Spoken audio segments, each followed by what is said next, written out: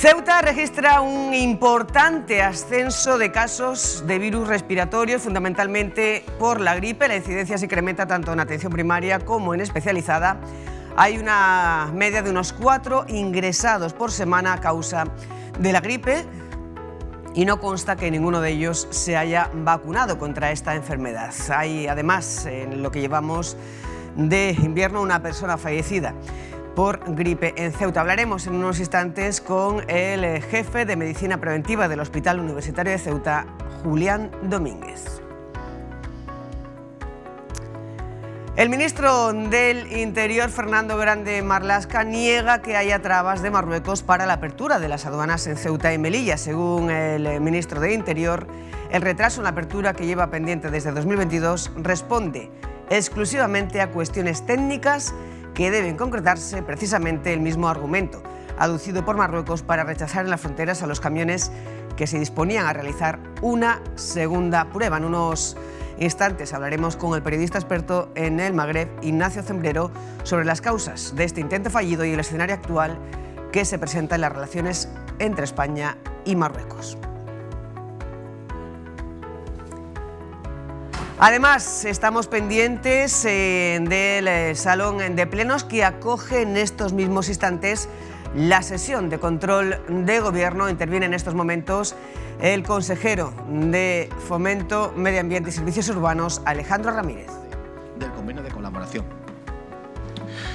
Yo tuve la oportunidad la semana pasada de hablar con el presidente de este grupo. Me trasladó que efectivamente ya habían hecho una serie de funciones, que ya también las trasladé en las últimas sesiones plenarias, sobre todo con la Cofradía de Pescadores, en algunas actuaciones de ayuda y colaboración específicamente con ellos. En unos instantes volveremos a conectar con el Salón de Plenos del Palacio Autonómico para seguir esta sesión plenaria. ¿Qué tal? Muy buenos días. Bienvenidos a esta conexión de la televisión pública con la actualidad local. Una conexión en directo que nos llevará además a otros puntos de interés. Hablaremos con el presidente de CSIC para buscar la reacción de este sindicato a la salida del nuevo convenio de Muface por parte de DKV y que pone en riesgo la continuidad de este sistema para los mutualistas, que en Ceuta, recordemos, son más de 4.000 personas. También estaremos pendientes de una reunión que van a tener los sindicatos, Comisiones Obreras y UGT con respecto a las negociaciones del convenio colectivo en el ámbito, en el sector de la hostelería. Todo esto y mucho más de aquí a las 12 del mediodía. Ahora, antes de hacer este repaso, de hacer estas conexiones, toca repasar las previsiones meteorológicas para este viernes. Y aquí tienen las previsiones meteorológicas, son de cielos nubosos con brumas matinales, tienden a quedar poco nuboso durante la segunda mitad del día. Las temperaturas descienden ligeramente hasta los 14 grados de mínima, la máxima se mantiene en torno a los 19. En cuanto al viento, sopla flojo de poniente, irá amenando, arreciando a moderado conforme vaya avanzando el día.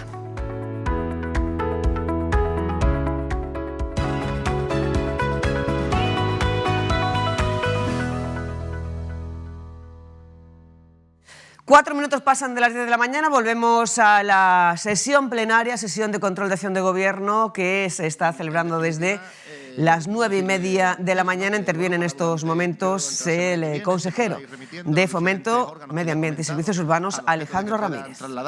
Las personas que van a tener esa representación en el Consejo, y una vez conformado, pues procederemos a un orden del día que se remitirá, y así como a su convocatoria al objeto sobre todo, pero centrado sobre todo, como ya dije en su momento, así usted ha expuesto en la exposición de motivos, muy centrado en este primer lugar a que nos expliquen con detalle cuáles son aquellos proyectos que quieren desarrollar a través de esta asociación. Y no es porque tenga yo un capricho, ¿no?, concretamente con esta asociación, sino porque creo que ahora mismo se ha conformado un organismo donde están representados prácticamente todos los sectores o asociaciones que tengan algo que ver relacionado con los que potenciar ese concepto de economía azul, donde además me consta, porque así lo pregunté, ¿no?, que a día de hoy uno de los principales actores que está teniendo, cuyos proyectos tienen más incidencia, está orientado sobre todo a la pesca y concretamente me trasladaban a potenciar y ayudar a transformar también el trabajo que realiza la cofradía de pescadores y cuentan además con una financiación, como he dicho, suficiente que permita poder desarrollar económicamente proyectos con cierta envergadura.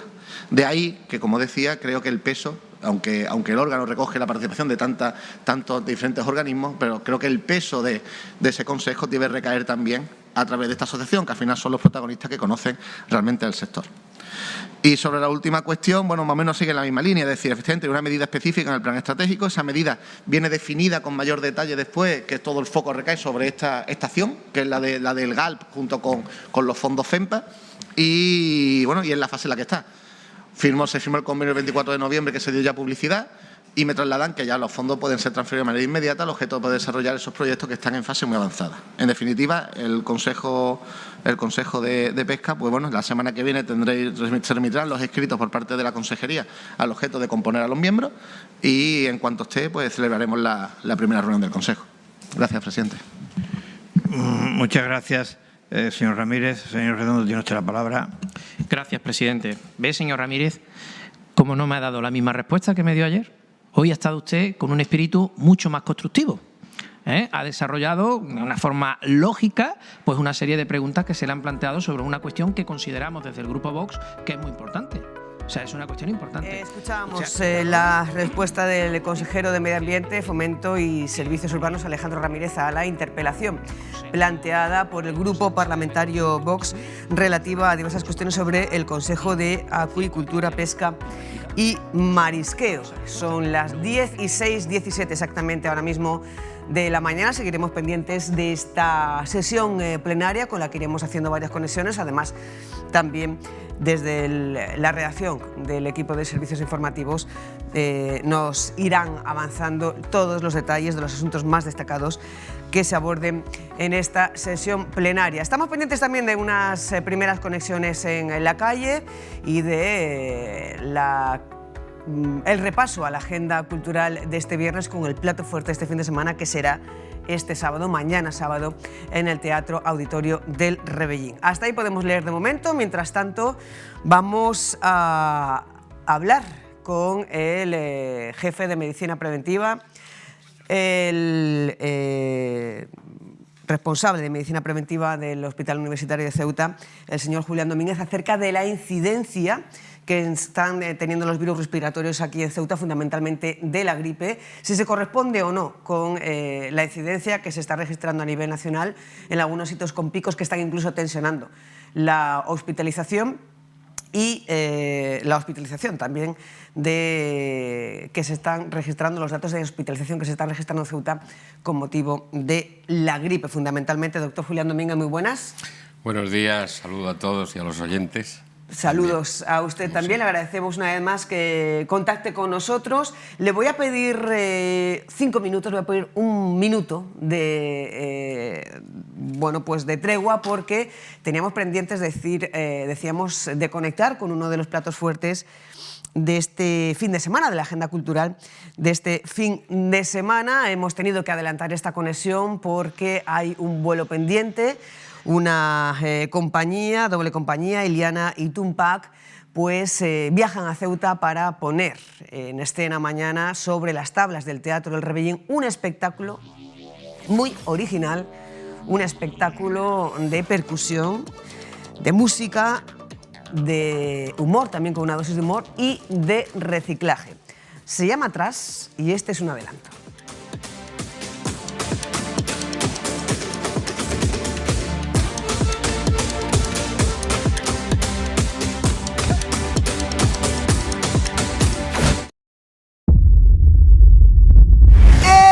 Joga a lenha no chão, traz a lenha pro fogão, vem curtir a maçã.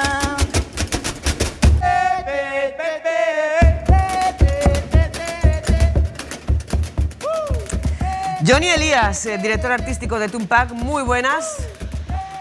Muy buenos días, ¿qué tal estáis? Muy bien, te agradecemos que nos atiendas desde el aeropuerto, se ha adelantado el vuelo, hemos tenido que adelantar la conexión, pero bueno, lo importante es que podamos conectar para que nos cuentes cómo surge esta idea, este espectáculo tan vital, tan energético, percusión, reciclaje, también con una dosis de humor. ¿Cómo surge Tras? Bueno, muy bien, como tú decías. Bueno, gracias a vosotros por adelantar la entrevista. Y surge pues del mutuo amor, cariño que se tenían las dos compañías, unas compañías que llevan más de 20 años haciendo música, comedia, como es Illana y Tumpac, y decidimos un día, oye, ¿por qué no mezclamos estos dos mundos que son maravillosos? La percusión, el reciclaje de Tumpac y la comedia, el humor de Illana. Y de ahí surge este espectáculo maravilloso que es Trash, que está funcionando muy bien, que vamos a representar ahora en Ceuta, y mezcla a la perfección lo que es la teatralidad y la comedia illana con la música, la percusión de Tumpac, ¿no? Siempre con el mensaje de sostenibilidad, que juntos aportar nuestro granito de arena para mejorar un poquito el medio ambiente. Bombonas de butano, paraguas, pelotas, cajas de herramientas, bocinas, bolsas de basura. ¿Cómo se integran todos estos objetos a una combinación artística basada en la percusión? ¿Y qué rol juega la percusión y todos estos objetos en el espectáculo? Bueno, la percusión juega un papel importantísimo, es nuestro lenguaje en este show, ¿no? Como no hablamos nosotros en los espectáculos y tal, digamos que la percusión es nuestro lenguaje, ¿no? Y juega un papel importantísimo todo lo que tú decías. Sobre todo Tumpac se dedica a crear instrumentos usando la ley de las 3 R's, de reducir, reutilizar y reciclar. No compramos nada, no compramos ningún instrumento. Todo lo que vais a ver en el espectáculo son instrumentos creados para la ocasión con material que a priori estaba tirado, desechado, que no servía para nada. Una bombona vieja, unos neumáticos viejos, llantas, bidones, escobas, botellas vacías. Todo eso para nosotros es, como decimos, es oro. Nosotros vemos en la basura, vemos nuevos instrumentos y la verdad que nos encanta y nos apasiona darle una nueva vida y un nuevo uso, que es lo que te decía antes, ¿no? El mensaje de sostenibilidad con el que tratamos siempre los espectáculos, y que no hace falta tampoco andar comprando tantas cosas, que usando un poquito la imaginación, la maña y con amor y ganas te puedes crear unos instrumentos maravillosos. O sea, de verdad vais a flipar cómo puede sonar una bombona de butano dándole unos pequeños cortes y sobre todo usando la imaginación. Fliparéis. Y además también hay una dosis, una buena dosis de humor. ¿Cómo se integra la comedia en el espectáculo, Johnny? Sí, es un espectáculo descacharrante, de comedia, de humor, de marca illana, totalmente divertidísimo. Y lo que decía, es un espectáculo que combina a la perfección la música, la percusión y el humor a las mismas cuotas. Te vas a reír lo mismo que vas a bailar y a participar y a aplaudir. Es un espectáculo muy energético en el que la gente sale pues con ganas de golpear cosas, de llegar a... Siempre nos cuentan las familias, hemos llegado a casa y nuestros hijos se han puesto con las botellas a hacer música, y eso para nosotros la verdad que es el mejor piropo. La gente dice, me lo he pasado bien, mis hijos han aprendido que no hace falta comprar tantas cosas y tal, que con botellas, con cosas pueden hacer comedia, pueden hacer percusión. Y para nosotros es un súper piropo, ¿no? Que la gente nos diga, he aprendido con vosotros que todo lo que parece que a priori es basura y que se tira, pues puede tener otro uso. Ese es el mensaje también, ¿no? De alguna manera, que quiere transmitir Trash, que quiere transmitir Illana y Tumpac con este espectáculo. Y ya para terminar, lleva pues su tiempo girando por diferentes teatros, diferentes salas, no solamente aquí en España, sino también en otros puntos de Europa. ¿Cómo está siendo? Hemos visto que la crítica es muy buena, pero ¿cómo está siendo la respuesta del público a este espectáculo atrás, a este espectáculo que integra humor, reciclaje y percusión? Pues mira, la verdad que estamos súper felices porque desde el día que se estrenó el espectáculo siempre funcionó muy bien, tanto en España como en Francia, en Bélgica, en Alemania, en Italia. La gente lo recibe muy bien, con muy buenas críticas. Por ejemplo, tenemos una compañía, que hemos creado una compañía para el espectáculo Trash fija en Francia, que están ahora en temporada en París. El mes que viene nos vamos a hacer una gira por Inglaterra, vamos a estar 3 semanas en Londres. O sea que el mensaje de la sostenibilidad está calando muy bien, y sobre todo acompañado de la percusión de estos 4 magníficos músicos, artistas, y la comedia illana es un cóctel infalible. ¿Cuántos artistas hay sobre el escenario? Cuatro artistas sobre el escenario que parecen 20 Claro. con todo lo que hacen. Es pero que eso te iba a preguntar, Johnny, que parece que son solo 4 artistas con instrumentos compuestos por objetos reciclados y parece toda una banda con un ejército de gente ahí sobre las tablas. Sí, la verdad que nosotros nos metemos en el local de ensayo, en el laboratorio, un montón de meses a hacer investigación, a ver cómo entre los 4 podemos buscar diferentes tonalidades, sonidos, melodías. Y bueno, ahí está lo apasionante de nuestro trabajo, ¿no? Parecer que con 4 personas pues podemos crear una sinfonía entera. Pues Johnny Elías, muchísimas gracias por conectar con nosotros antes de subirte a ese avión. Les esperamos mañana en Ceuta, en el Teatro Auditorio del Rebellín. Recuerden que las entradas siguen a la venta tanto en la taquilla del teatro como en la página web ceuta.es.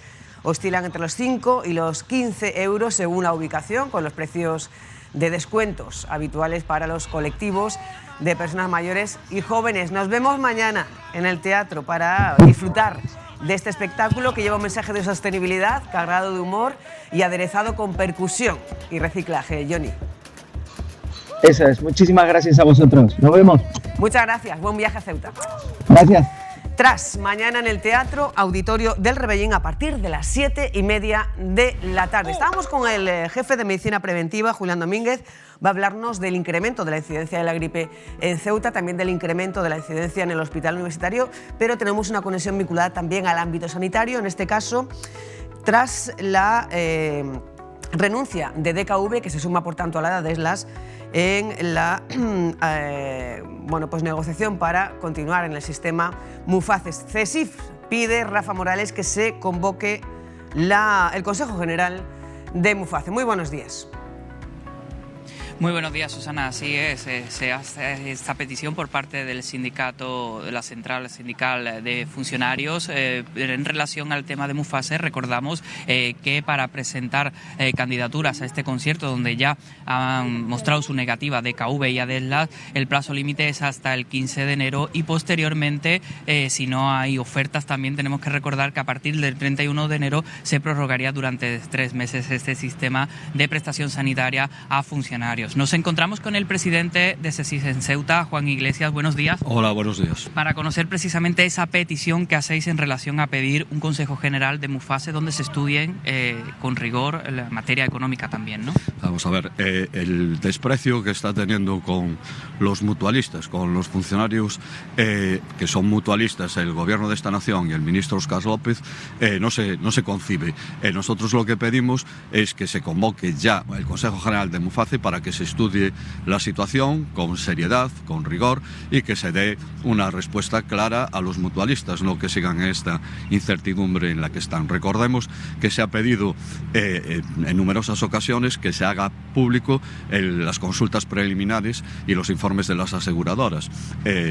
Hay una falta de transparencia total, eso no se ha hecho público. Al igual que tampoco se ha hecho público el informe de la Autoridad Independiente Fiscal, de la AIREF.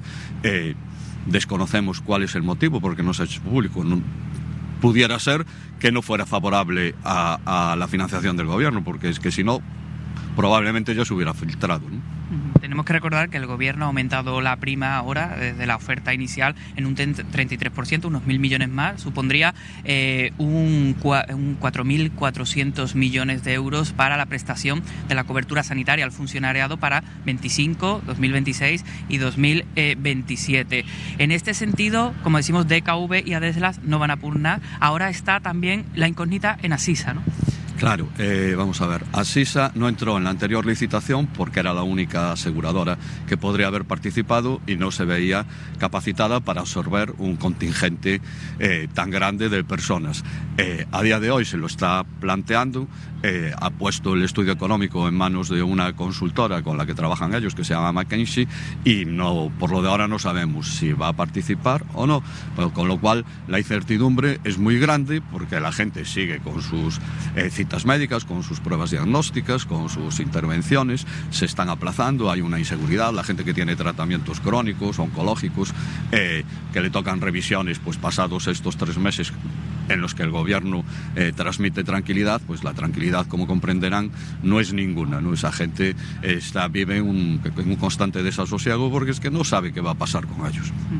Juan Iglesias, por parte de CECIF también van a prestar asesoramiento judicial a vuestros afiliados en relación a cuando se incumplan las coberturas, porque como señalan también en nota de prensa, habéis constatado que tanto clínicas y hospitales ya han ido cerrando citas y rechazando algunas consultas. Efectivamente, a todos nuestros afiliados y a toda la gente que contacte con nosotros los vamos a asesorar judicialmente para presentar las reclamaciones tanto a la mutualidad de funcionarios de la Administración como a las aseguradoras, porque entendemos que lo primero, y nosotros lo que defendemos son las personas, pues lo primero son las personas. Como decíamos al inicio de esta conexión, el 15 de enero expira el plazo para presentar candidatura. Está la incógnita de Asisa, como comentábamos. ¿Qué va a ocurrir si no hay acuerdo? Ya hemos informado también que a partir del 31 de enero se abriría una prórroga de 3 meses. Por parte de CECIF, ¿tienen pensadas algunas acciones? Vamos a ver, faltan 6 días. La incertidumbre, como te comentaba, es muy grande. En el caso de que quede desierta esta nueva licitación, entendemos que el Gobierno está obligado a sacar una nueva licitación.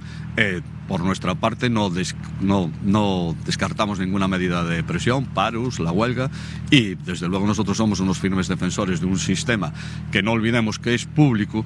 No somos ningunos privilegiados los funcionarios, por mucho que se busque enfrentar al funcionariado con la población en general. El costo de, claro, 4.000 millones puede sonar mucho, hay que ver el costo que tendría para la afiliación a la Seguridad Social el absorber a estas personas. Hay que recordar que es un 2,1% de población el que tendría que absorber los sistemas nacionales de salud, y el importe de subida que ha tenido la sanidad en los presupuestos de este año es del 1,8%. O sea, vas a tener más personas incorporadas que subida le das al sistema. O sea, no hay beneficio por ninguna de las partes. A día de hoy faltan camas en los hospitales públicos, faltan médicos, 4.500 médicos. La Seguridad Social, la sanidad pública nunca estuvo en una situación peor. No se ha reforzado, tenemos más de 2.000 médicos fuera, y ahora este contingente de personas entra y lo vamos a dar atendido. Desde luego que no. Juan Iglesias, muchas gracias por atender a la pública. Gracias a vosotros. Pues estas son, Susana, las reivindicaciones de CECIF en torno a lo que está aconteciendo con Mufase. Todo se desvelará este próximo 15 de enero. 5 días se quedan y estamos a la espera de conocer acontecimientos. Ahora ya sí, doctor Domínguez, estamos con usted. Es otro de los asuntos que tenemos sobre la mesa en el ámbito sanitario, esa crisis de Mufase. ¿Qué opina? ¿Cómo se ve desde la dirección, desde la responsabilidad de medicina preventiva, esta crisis que hay o en un sistema que aquí en Ceuta da cobertura sanitaria a más de 4.000 personas? Bueno, esto es que tiene un precedente muy antiguo, ¿no? Cuando la Ley General de Sanidad se aprobó en 1986, la vocación que tenía la Ley de Sanidad era la de integración de toda la población, incluidas las personas que no cotizaban, en el Sistema Nacional de Salud. Bien, esa vocación se ha intentado desarrollar durante muchos años, sobre todo desde los gobiernos del ámbito socialista, pero la realidad es que todo tiene su momento y ese momento, desde luego, pues no es este, ¿no? ¿Por qué? Bueno, pues porque el Sistema Nacional de Salud ha salido bastante tocado de la pandemia y no es el momento de integrar más personas y mucho menos en Ceuta. Pero lo cierto es que parece que la realidad va a ser aplastante y que las compañías de seguro libre dicen que no tienen suficiente beneficio, porque yo entiendo que tenían beneficio, lo que no lo tendrán es el suficiente desde su punto de vista. DKV incluso cubre a nivel internacional a los funcionarios españoles, pero lo cierto es que una compañía de seguro libre cuesta mucho menos el paciente, vamos a decir, el funcionario en este caso, que un paciente de seguridad social. Claro, todo eso también tiene otras derivadas, como por ejemplo, Mufase no paga, no cubre lo que es la salud pública. Las vacunaciones y otros tipos de prestaciones lo hace las consejerías, la seguridad social, el sistema público de salud, para entendernos, ¿no? Claro, es muy difícil comparar. Por tanto, lo mejor en este momento era quedarnos como estábamos para no perjudicar más la asistencia en el Sistema Nacional de Salud. Pero, desde luego, quien diga que no entrando más pacientes en el sistema de salud no se va a afectar, no es verdad. Sí se va a afectar. Lo que pasa es que no hay otra solución, al parecer, ¿no? Eso es lo que se está deduciendo de la situación de la relación compañías de seguro libre-Estado. Y ciñéndonos a el impacto que puede tener esto, o que está teniendo a nivel local, ¿qué grado de preocupación hay pues en Ceuta, en el Servicio de Medicina Preventiva, en la sanidad pública de Ceuta, esta crisis? Y bueno, ¿cómo se ha vivido esa renuncia de DKV que se une a la de Adeslas, estando pendientes también de la decisión que tome finalmente Asisa? Pues para mí bastante, porque la atención primaria es precisamente la que más recursos necesitaría en estos momentos, más necesidad de ampliar su cobertura en cuanto a número de médicos y a número de enfermeros. Muchas veces lo hemos dicho, incluso en este mismo plató, el que pensamos, hemos propuesto y hemos venido diciendo durante muchísimos años que debería haber un cuarto centro de salud en Ceuta. Quizás esto sería un buen momento para poder rejustificarlo, ¿no? y tener más recursos. Con más recursos sí, pero en la actual situación yo entiendo que no es bueno para el Sistema Nacional de Salud, y en Ceuta pues menos aún. ¿Cuántos más recursos? Un centro de salud más es lo que hemos propuesto desde hace muchos años. Melilla tiene cinco centros de salud y bueno, nosotros tenemos 3, aunque alguno es muy grande. Lo cierto es que con un centro de salud más y con un aumento de aproximadamente un 25% de la plantilla en médicos y enfermeros, podríamos cubrir incluso los programas de salud de una forma más eficiente. En estos momentos y desde hace más de 10 años, la atención primaria no realiza todo lo que podría realizar, o debería. ¿Y la especializada cómo está? La especializada también se afectaría, pero de una forma secundaria, ¿no? Hay que tener en cuenta que muchos de los pacientes que pertenecen a compañías de seguro libre, que están en Muface, tienen que acabar en el hospital porque, entre otras cosas, no hay otro hospital en Ceuta. Y otros se van fuera. Por tanto, la especializada se afectaría proporcionalmente menos, pero sobre todo la atención primaria. Además, son pacientes que están acostumbrados a ir a su médico y cuando quieran y como quieran, vamos a decir, y elegir. Y eso no lo van a poder hacer en el sistema de salud. Podrán elegir su médico, pero solamente una vez, o cambiar en un momento determinado. Ya para finalizar este asunto, ¿espera una solución pronta, cercana? No la veo. Veo que solo si DKV apuesta y se le sube el presupuesto, es posible que se quedara con esto. Es la única que tendría capacidad, pero Asisa, aunque tiene mucha cobertura a nivel nacional, vamos a decir, tiene bastante extensión, pero yo creo que no tiene capacidad suficiente para hacerlo. Con lo cual, la única solución que usted le ve a esto es que el Gobierno incremente incremente el precio o la partida presupuestaria, que es lo que está intentando sobre todo CESIF, ¿no? que es yo creo quien más ha apretado en esto, porque comisiones y UGT más o menos intentan navegar entre que nos gusta que sea el sistema público de salud, pero no queremos que haya privilegiados de alguna manera, que lo han pagado además y que han tenido su cobertura y que entraron en esas plazas y en esa situación, pues porque les corresponde eso, es su derecho, además. Bueno, cobertura sanitaria, entre otros asuntos, para atender cuestiones, por ejemplo, los virus respiratorios. Estamos a 10 de enero, llevamos unas semanas que se han registrado ya descensos de temperaturas a nivel nacional, se incrementan las incidencias de los virus respiratorios, fundamentalmente en gripe. En algunos casos, en algunas autonomías, incluso se está tensionando la hospitalización. ¿Cómo está la incidencia de los virus respiratorios aquí en Ceuta ahora mismo? Bueno, la incidencia en estos momentos es de un importante ascenso hasta la última semana de diciembre, la semana 52, y a la que sería entre la semana 53, que se mezcla con enero, o la primera del año 2025, pues aunque no están los datos todavía, lo previsible es que siga ese ascenso. En Andalucía y en las zonas más cercanas a Ceuta, como Cádiz, efectivamente hay un importante ascenso. Y a nivel nacional también, sobre todo de lo que se denomina síndrome gripal, que son los síntomas, las personas que llegan con síntomas a atención primaria, y a través de los médicos centinela pues se determina qué cantidad de pacientes tienen esos síndromes, ¿no? Y lo cierto es que el ascenso es exponencial. Y está claro también por una deducción que siempre nosotros hacemos, que es determinar a través del número de pacientes que nos ingresan cuántos pacientes o qué tasas puede haber a nivel poblacional. Y lo cierto es que no teníamos ningún paciente ingresado de gripe hasta la penúltima semana de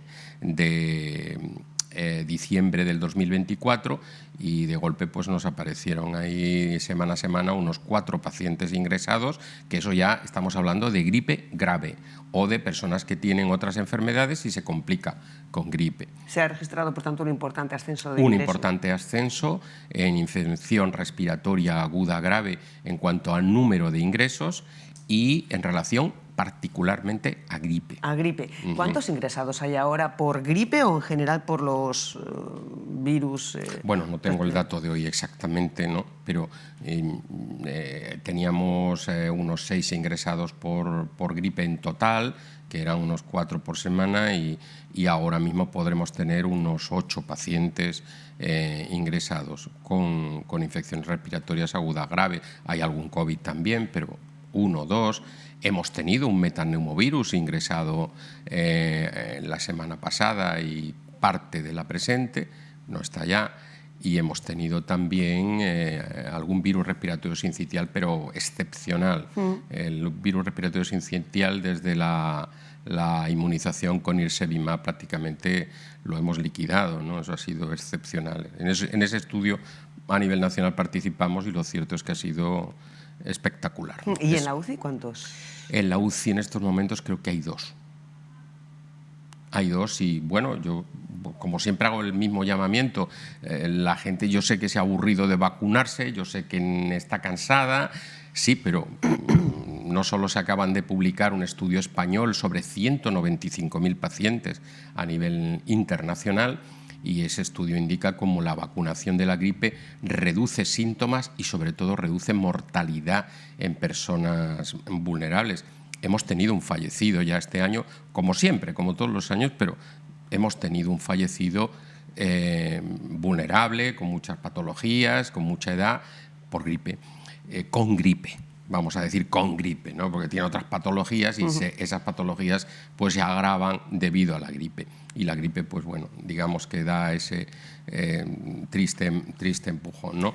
Pero en este caso, ninguno de los pacientes que hemos tenido ingresados tenemos constancia, ni a través de historia clínica, ni a través de incluso de pregunta personal, de que estén vacunados. Ninguno, 0% de ingresados estaban vacunados. Eso indica mucho de que proporcionalmente nuestra vacunación está siendo muy baja en Ceuta. Eso es lo que aparenta.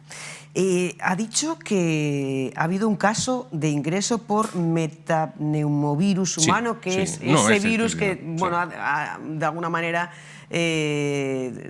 resaltado la alerta, o una alerta en China. ¿Qué es este virus? Bueno, ¿Y qué tipo de amenaza representa para aquí en España? Bueno, amenaza ninguna. No hay ningún dato que nos indique que pueda ser una amenaza. En China, bueno, en China se ha declarado un clúster, o sea, un aumento de casos, un brote, que sí que parece que les ha afectado porque ha subido por encima de COVID, por encima de virus respiratorio sincitial y por encima de gripe allí en China. Que tengamos un brote de un virus respiratorio, pues no es nada excepcional. Es cierto que no los estudiamos siempre. ¿Por qué? Porque no vamos a estudiar todos los rinovirus, entenovirus, adenovirus, metaneumovirus. ¿Por qué? Porque la mayoría son enfermedades muy simples, son resfriados, son pues síndromes gripales o similares que no van a ningún sitio. Y excepcionalmente en niños pequeños, como pasa en el metaneumovirus, o en personas vulnerables, puede ocurrir que sean graves y que lleven a un ingreso hospitalario. Pero En estos momentos no hay ninguna evaluación de riesgo hecha tampoco por el Ministerio, ni hay tampoco un informe de alerta sanitaria a nivel nacional, por lo menos hasta anoche que lo revisé, y lo cierto es que no nos debe de preocupar, más allá que entre los datos que nos daba nuestro laboratorio del hospital, más allá de un 4% de todos los análisis que hacemos de virus respiratorios son metaneumovirus, o sea, no es importante, por lo menos en este momento, y no parece que vaya a ser. ¿En qué consiste? Bueno, es un virus ARN muy pequeño que en el 2001 se identificó en Holanda, y ese virus tiene mucha similaridad con otro metaneumovirus de tipo aviar, ¿no? que son virus muy parecidos, ¿no?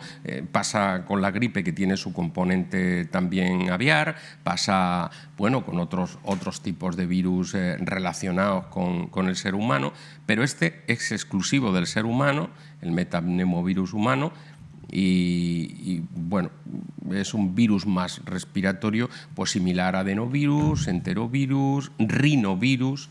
Rinovirus nos salen muy frecuentemente, son muy parecidos, ¿no? Y simplemente es un virus pequeño que puede producir infecciones limitadas y que se transmite persona a persona o por contacto. Por tanto, si las prevenciones que hicimos en COVID todavía se mantuvieran, aunque fueran mínimamente ni gripe, ni metaneumovirus, ni COVID tampoco, pues tendríamos en tipo de brote, sobre todo cuando las personas enfermas utilicen mascarilla, mantengan distancia y hagan higiene de manos. ¿Y ha habido un caso de ingreso por Sí, un caso. No es excepcional, nos pasa de vez en cuando, pero no es frecuente. Es un caso, y en los últimos 6 meses que yo recuerde, no recuerdo ningún caso más. Ya para ir finalizando, comprobada que continúa esa desafección con las vacunas, esos niveles tan bajos de vacunación, ¿qué recomendaciones podríamos dar para prevenir, nunca mejor dicho, teniendo en cuenta este incremento de la incidencia de los virus respiratorios agudos? Bueno, primero de todo, en personas con síntomas, da igual lo que tengan, si tienen síntomas respiratorios, deben usar mascarilla para no contagiar a otros, sobre todo si en su entorno tienen personas vulnerables. Yo creo que eso lo conocemos todos. Hacer higiene de manos también y, bueno, en el caso de personas vulnerables, utilizar ellos sus mascarillas FFP2 cuando estén en reuniones o cuando vayan a, no sé, pues estos conciertos, por ejemplo, que ahora tan interesante como el que se ha hablado antes. Bueno, pues la gente que tenga vulnerabilidad, usar su mascarilla. Y sobre todo, vacunarse de gripe.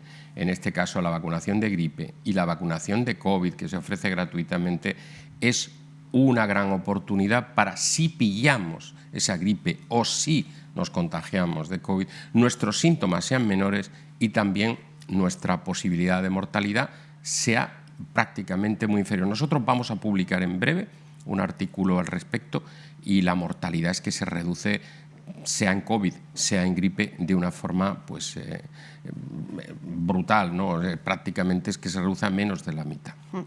Cuando se presentó la campaña de vacunación gripe-COVID de este 24-25, se invitaba a no esperar a que llegara el frío para vacunarse, para cuando llegara el frío, bueno, pues estar inmunizados. ¿Estamos a tiempo de vacunarnos, sobre todo las personas que tienen vulnerabilidad y algún tipo de riesgo? Estamos siempre a tiempo. No importa el momento, lo importante es vacunarse. Cuanto antes se haga, mejor.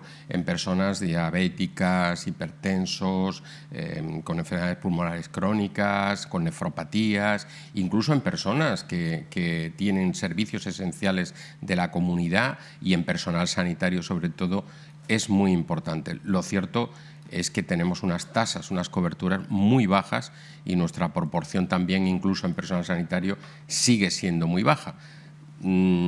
Ha hecho mucho daño tanta crítica a las vacunas y tanto negacionista, ¿no?, que cree que con eso está haciendo un favor a la humanidad y está haciendo todo lo contrario, es aumentar la mortalidad. El primer muerto lo hemos tenido y, bueno, a mí eso no me gusta nada, ¿no? ¿Cree que han descendido los datos de vacunación aquí en Ceuta con respecto a el periodo anterior al COVID? Sí, la impresión que está dando es esa. pero no tengo datos. En cuanto a trabajadores sanitarios, sí sigue siendo bajísima y no vamos a pasar de un 30%, un 40% sería ya algo excepcional, pero no acude la gente a vacunarse, a pesar de ofrecerse de todas las maneras, incluso en algunas de las campañas hemos ido hasta los propios sitios, los servicios, a vacunar a la gente.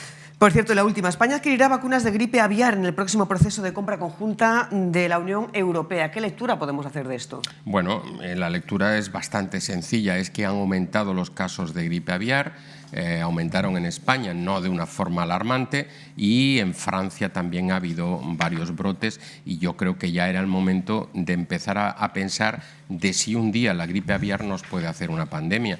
Y ojo con eso, porque la mortalidad de la gripe aviar es casi del 50% en las series de casos que se hacen. Por tanto, es una gripe que cuando uno se contagia no es lo frecuente, porque tiene que ser de un animal a una persona, pero en veterinarios, por ejemplo, no tocar nunca, eso es una recomendación, que en aves muertas, sobre todo, como, no sé, gaviotas, o que veamos alguna ave en algún sitio, no tocar nunca una ave muerta, sino llamar a las autoridades, ¿no?, a quien corresponda, en este caso de la ciudad autónoma, o a un profesional.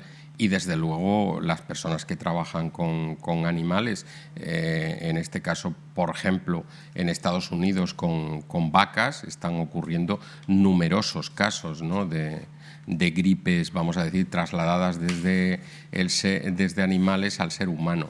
La indicación en este caso, o la deducción que me pregunta, es que es un peligro, es una posibilidad de riesgo de una pandemia por gripe aviar. Esa sí que es mucho más real que la otra del metapneumovirus.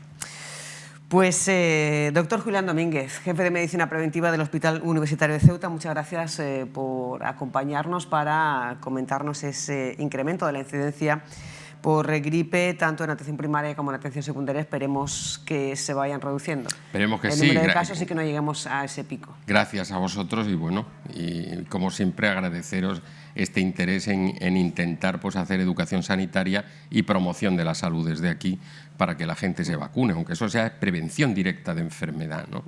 Vacunarse. Un placer, como siempre. Un placer. 10 de la mañana y 41 minutos, continuamos con esta conexión en directo con la actualidad local, en una semana en la que hemos estado pendiente, primero, de las informaciones acerca de la posible apertura de la aduana comercial con Marruecos. También hemos vivido este miércoles ese intento fallido de intercambio de mercancías con el país vecino. El ministro del Interior ha negado trabas de Marruecos para la apertura de las aduanas de Ceuta y Melilla. Según Grande Marlaska, el retraso en la apertura, que lleva pendiente desde 2022, responde exclusivamente a cuestiones técnicas que deben concretarse. Precisamente el mismo argumento aducido por Marruecos para rechazar en las fronteras a los camiones que se disponían a realizar una segunda prueba. Ningún tipo de trabas, lo que hay es unas negociaciones como procede entre dos países, consecuencia de un acuerdo importante de colaboración y cooperación entre los mismos, sustentado, y siempre lo digo, las relaciones hispano-marroquíes en la mayor lealtad y en la mayor cooperación entre ambos países, que nos genera a todos una satisfacción manifiesta. ¿Cuáles son las causas que no se haya abierto? Vuelvo a decir, son cuestiones técnicas que evidentemente deben de concretarse, derivarse, y son los propios organismos técnicos los que están trabajando de una forma decidida. Pues esas son las declaraciones del ministro del Interior, el señor Grande Marlaska. Conectamos con el periodista experto en el Magreb, Ignacio Zembrero. Muy buenos días. Hola, muy buenos días. Muchísimas gracias por conectar con nosotros, señor Zembrero. Un asunto que usted sigue muy de cerca. De hecho, publicaba en El Confidencial sobre este asunto en concreto, que lo sucedido es un esperpento. ¿Qué interpretación hace de lo que se lleva publicando y hablando en los últimos días acerca de la posible apertura de la aduana comercial, también en unas condiciones de mínimos, y también de lo que se ha vivido el miércoles con esas dos furgonetas que partían por un lado desde Melilla, luego desde Ceuta? En el caso concreto de Ceuta, después de 5 horas en las inmediaciones de la frontera, ha tenido que dar la vuelta por cuestiones técnicas. ¿Qué interpretación hace de esto, de estas circunstancias, de esto que ha ocurrido esta semana? No. Primero me gustaría decir que hemos escuchado ahora las palabras del ministro Grande Marlaska y yo me pregunto si él de verdad se cree lo que acabo de decir. Cuestiones técnicas no resueltas desde hace 2 años y 8 meses. Pero qué grandes dificultades técnicas hay para, y hablo ahora del caso de Melilla, por ejemplo, para volver a poner en funcionamiento una aduana que funcionó satisfactoriamente durante siglo y medio. No me parece serio lo que ha dicho el ministro Grande Marlaska y tampoco me parecen serias las explicaciones que han dado las delegadas del gobierno en Melilla y también en Ceuta.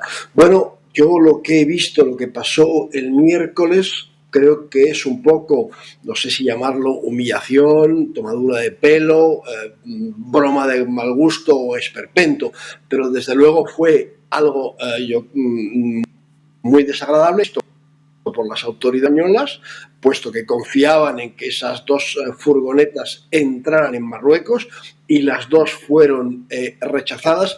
Y conociendo a Marruecos, que es un país muy, muy jerarquizado, es evidente que fueron rechazadas no por el aduanero de a pie en la frontera, sino por una orden que vino de muy arriba. Y ahora podemos especular por qué Marruecos rechaza esas furgonetas y por qué, en definitiva, se resiste a abrir estas aduanas que fueron anunciadas, lo repito, por el presidente del gobierno el 7 de abril de 2022. Y dentro de esas especulaciones, ¿qué variantes podíamos tratar? ¿Qué quiere Rabat a cambio de abrir estas aduanas comerciales? Pues yo creo que lo contaba ayer en un artículo que escribí. Yo creo que ahí podemos barajar 3 hipótesis. La primera es que no quiere aduanas y entonces va arrastrando los pies y buscando pretextos. No quiere aduanas porque se supone que las aduanas serían un pequeño paso hacia el reconocimiento de la soberanía de España sobre Ceuta y Melilla, que Marruecos rechaza, que Marruecos niega. La segunda hipótesis es que quiere, obtener más concesiones o más contrapartidas del presidente del gobierno sobre lo que más les importa, que es el Sáhara Occidental.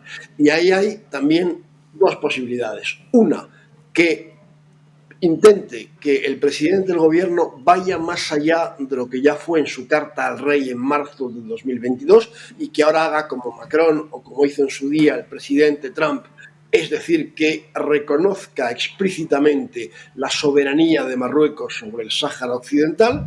Y la otra opción, la otra hipótesis, es que Marruecos quiera que de una vez España le transfiera el control del espacio aéreo del Sáhara Occidental, que hoy en día, por lo menos en lo que concierne a los vuelos civiles, se efectúa desde la torre de control del aeropuerto de Las Palmas. Pero Marruecos lo reivindica y así lo dice la prensa marroquí prácticamente a diario. Otra cuestión que está suscitando cierta tensión o cierto conflicto entre ambos países es la tramitación de los permisos de trabajadores transfronterizos, que, bueno, pues desde diciembre Marruecos nos está facilitando el certificado de empadronamiento necesario para que extranjería renueve ese permiso. ¿Qué lectura hace de esta segunda cuestión? Yo creo que aquí no hay muchas lecturas. Así como sobre las aduanas podemos barajar varias hipótesis por qué está actuando así, yo creo que aquí solo cabe una lectura y es el intento de desvincular a Ceuta, también lo hace con Melilla, de su entorno económico, social marroquí, de que la ciudad no tenga cuantos menos nexos económicos y sociales con Marruecos, mejor. Entonces se trata simplemente, hubo una primera traba muy importante y es que no aceptaba los visados que expedía el consulado de España en Tetuán para estas mujeres transfronterizas. Eran visados específicos para Ceuta. válidos para un solo día para que fueran a tramitar su permiso de trabajo y su alta en la Seguridad Social. Era un documento español que a los que les correspondía aceptar o no eran a las autoridades españolas, pero las autoridades marroquíes decidieron que ese documento no lo aceptaban para que estas mujeres, porque son sobre todo mujeres, pudieran entrar en Ceuta. Eso fue a principios del año pasado, cuando Marruecos decidió que ese documento no era válido para entrar en Ceuta. Les repito, las autoridades españolas lo daban para eso. Marruecos decidió que no.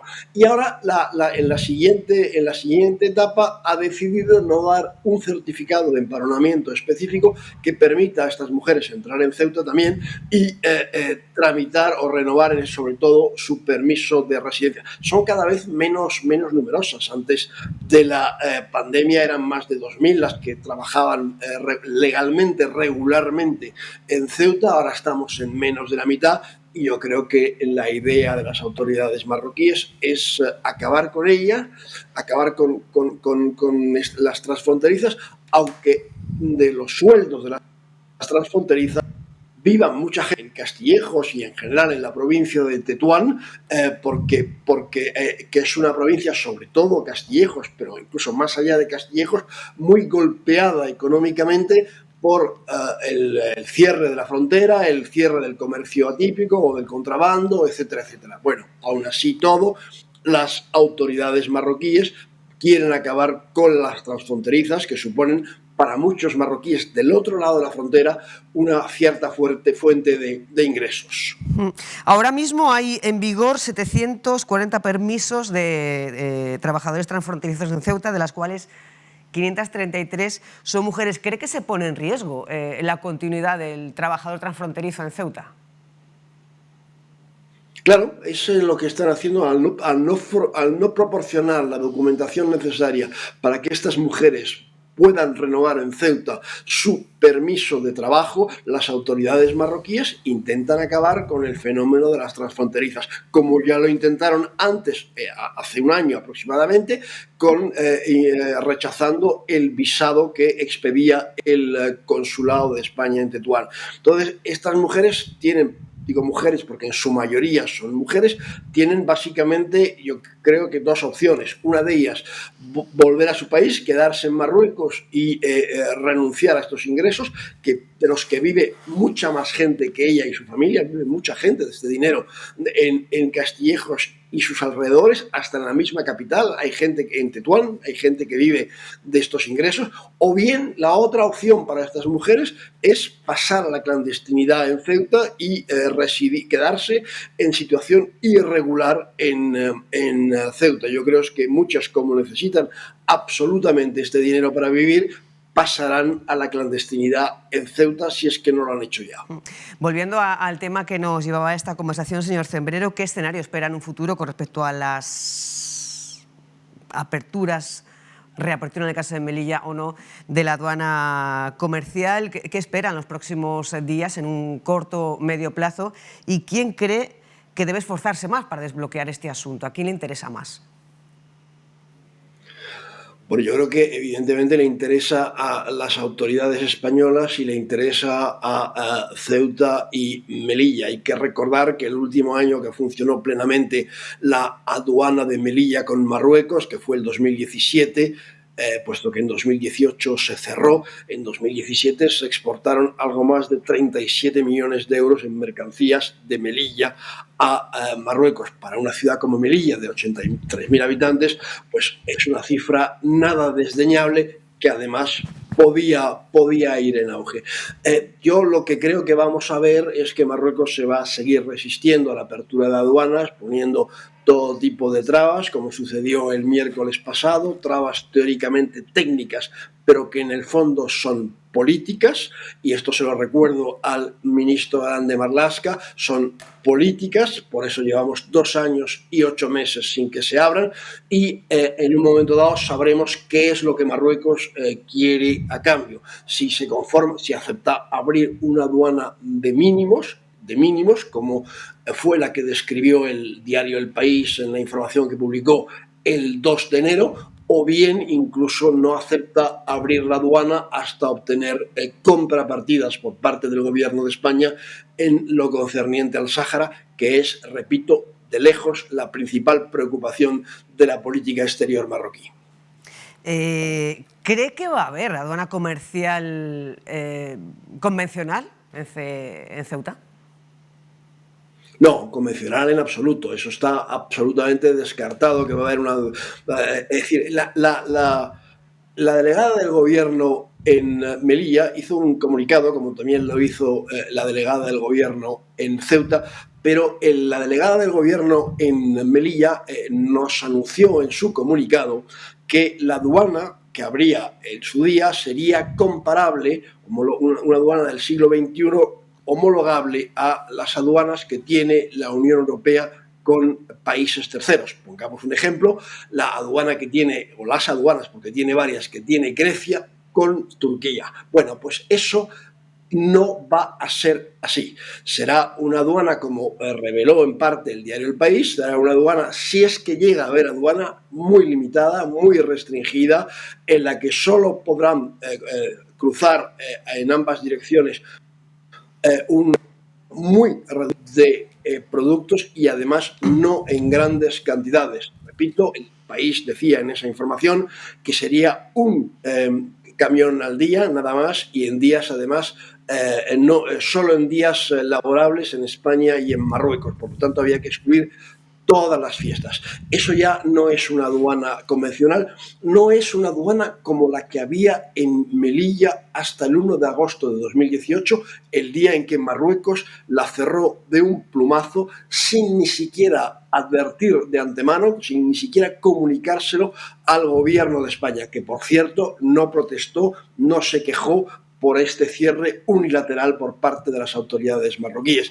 Aquello que sucedió el 1 de agosto de 2018 fue un intento de Marruecos de poner a prueba al nuevo gobierno de España, que llevaba al que preside Pedro Sánchez, al que llevaba 2 meses al frente del Ejecutivo, y al ver que no había reacción, no hubo ni reacción de ningún tipo, no hubo ningún tipo de queja ni de protesta pública por parte de las autoridades españolas, yo creo que eso envalentonó a las autoridades de Marruecos. Es algo enorme, repito, es muy, muy gordo que un vecino que mantiene una aduana abierta durante siglo y medio, en Melilla, siglo y medio funcionando correctamente, que cuando Marruecos llega a la independencia en 1956, pide al régimen de Franco que por favor mantenga abierta esta aduana porque le interesa, en 2018 la cierre en cuestión de horas sin comunicárselo al gobierno de España, comunicándoselo, eso sí, mediante unos carteles en la frontera a los operadores económicos, anunciándoles que el 1 de agosto dejaría de funcionar. ¿Y qué contrapartida ha conseguido España tras el cambio, tras el giro con respecto al asunto del Sáhara? Y no sé si usted entiende que España tiene medios de presión para exigir el cumplimiento de esos compromisos. España tiene muchos más medios de presión sobre Marruecos que Marruecos sobre España. Marruecos tiene 2 medios de presión fundamentalmente, que es la inmigración irregular y la cooperación en materia antiterrorista. Sabemos que controla hasta cierto punto los flujos migratorios, puede, digamos, permitir que fluyan o puede restringirlos, y sabemos que en algunas ocasiones lo ha hecho mucho más con Francia que con España, corta la cooperación en materia judicial y en materia de seguridad o en materia de lucha antiterrorista. Pero repito, España tiene muchísimos más medios de presión, tanto a nivel bilateral como a través de la Unión Europea. Otra cosa es que este gobierno y los anteriores nunca han querido ejercer ningún medio de presión sobre Marruecos y generalmente han cedido a las presiones de las autoridades marroquíes. Preguntabas qué contrapartidas ha obtenido España. Yo creo que, desde luego, en lo que se refiere a la aduana, que es lo más concreto que figura en la hoja de ruta que se dio a conocer el 7 de abril de 2022, a día de hoy no ha conseguido absolutamente nada. Yo creo que la única contrapartida que ha conseguido España es una reducción bastante importante en lo que se refiere a la emigración desde el norte de Marruecos a la península, fundamentalmente a Andalucía. En Canarias la situación, aunque es verdad que hoy en día ya los marroquíes no son mayoría, pero sí son mayoría los que llegan a Ceuta y a Lanzarote y a Fuerteventura, son en su gran mayoría de Marruecos, pero es verdad que los que llegan al Hierro o a Tenerife parten de Mauritania o de otros lugares. Y donde, desde luego, España no ha conseguido ningún avance es en materia migratoria en lo que se refiere a Ceuta. ¿Por qué? Pues basta con ver las cifras del año pasado. Estamos hablando de un 130 y tantos % del incremento de la inmigración irregular en Ceuta, ahora sobre todo por mar, por parte de marroquíes que se echan al agua. Muchos, o unos cuantos por lo menos, fallecen en el camino. Los cuerpos de algunos acaban en playas de Ceuta. Lamento mucho que la prensa marroquí, mis colegas marroquíes, no escriban sobre sus ciudadanos, sus compatriotas, que fallecen ahogados intentando llegar a Ceuta. Son unos cuantos.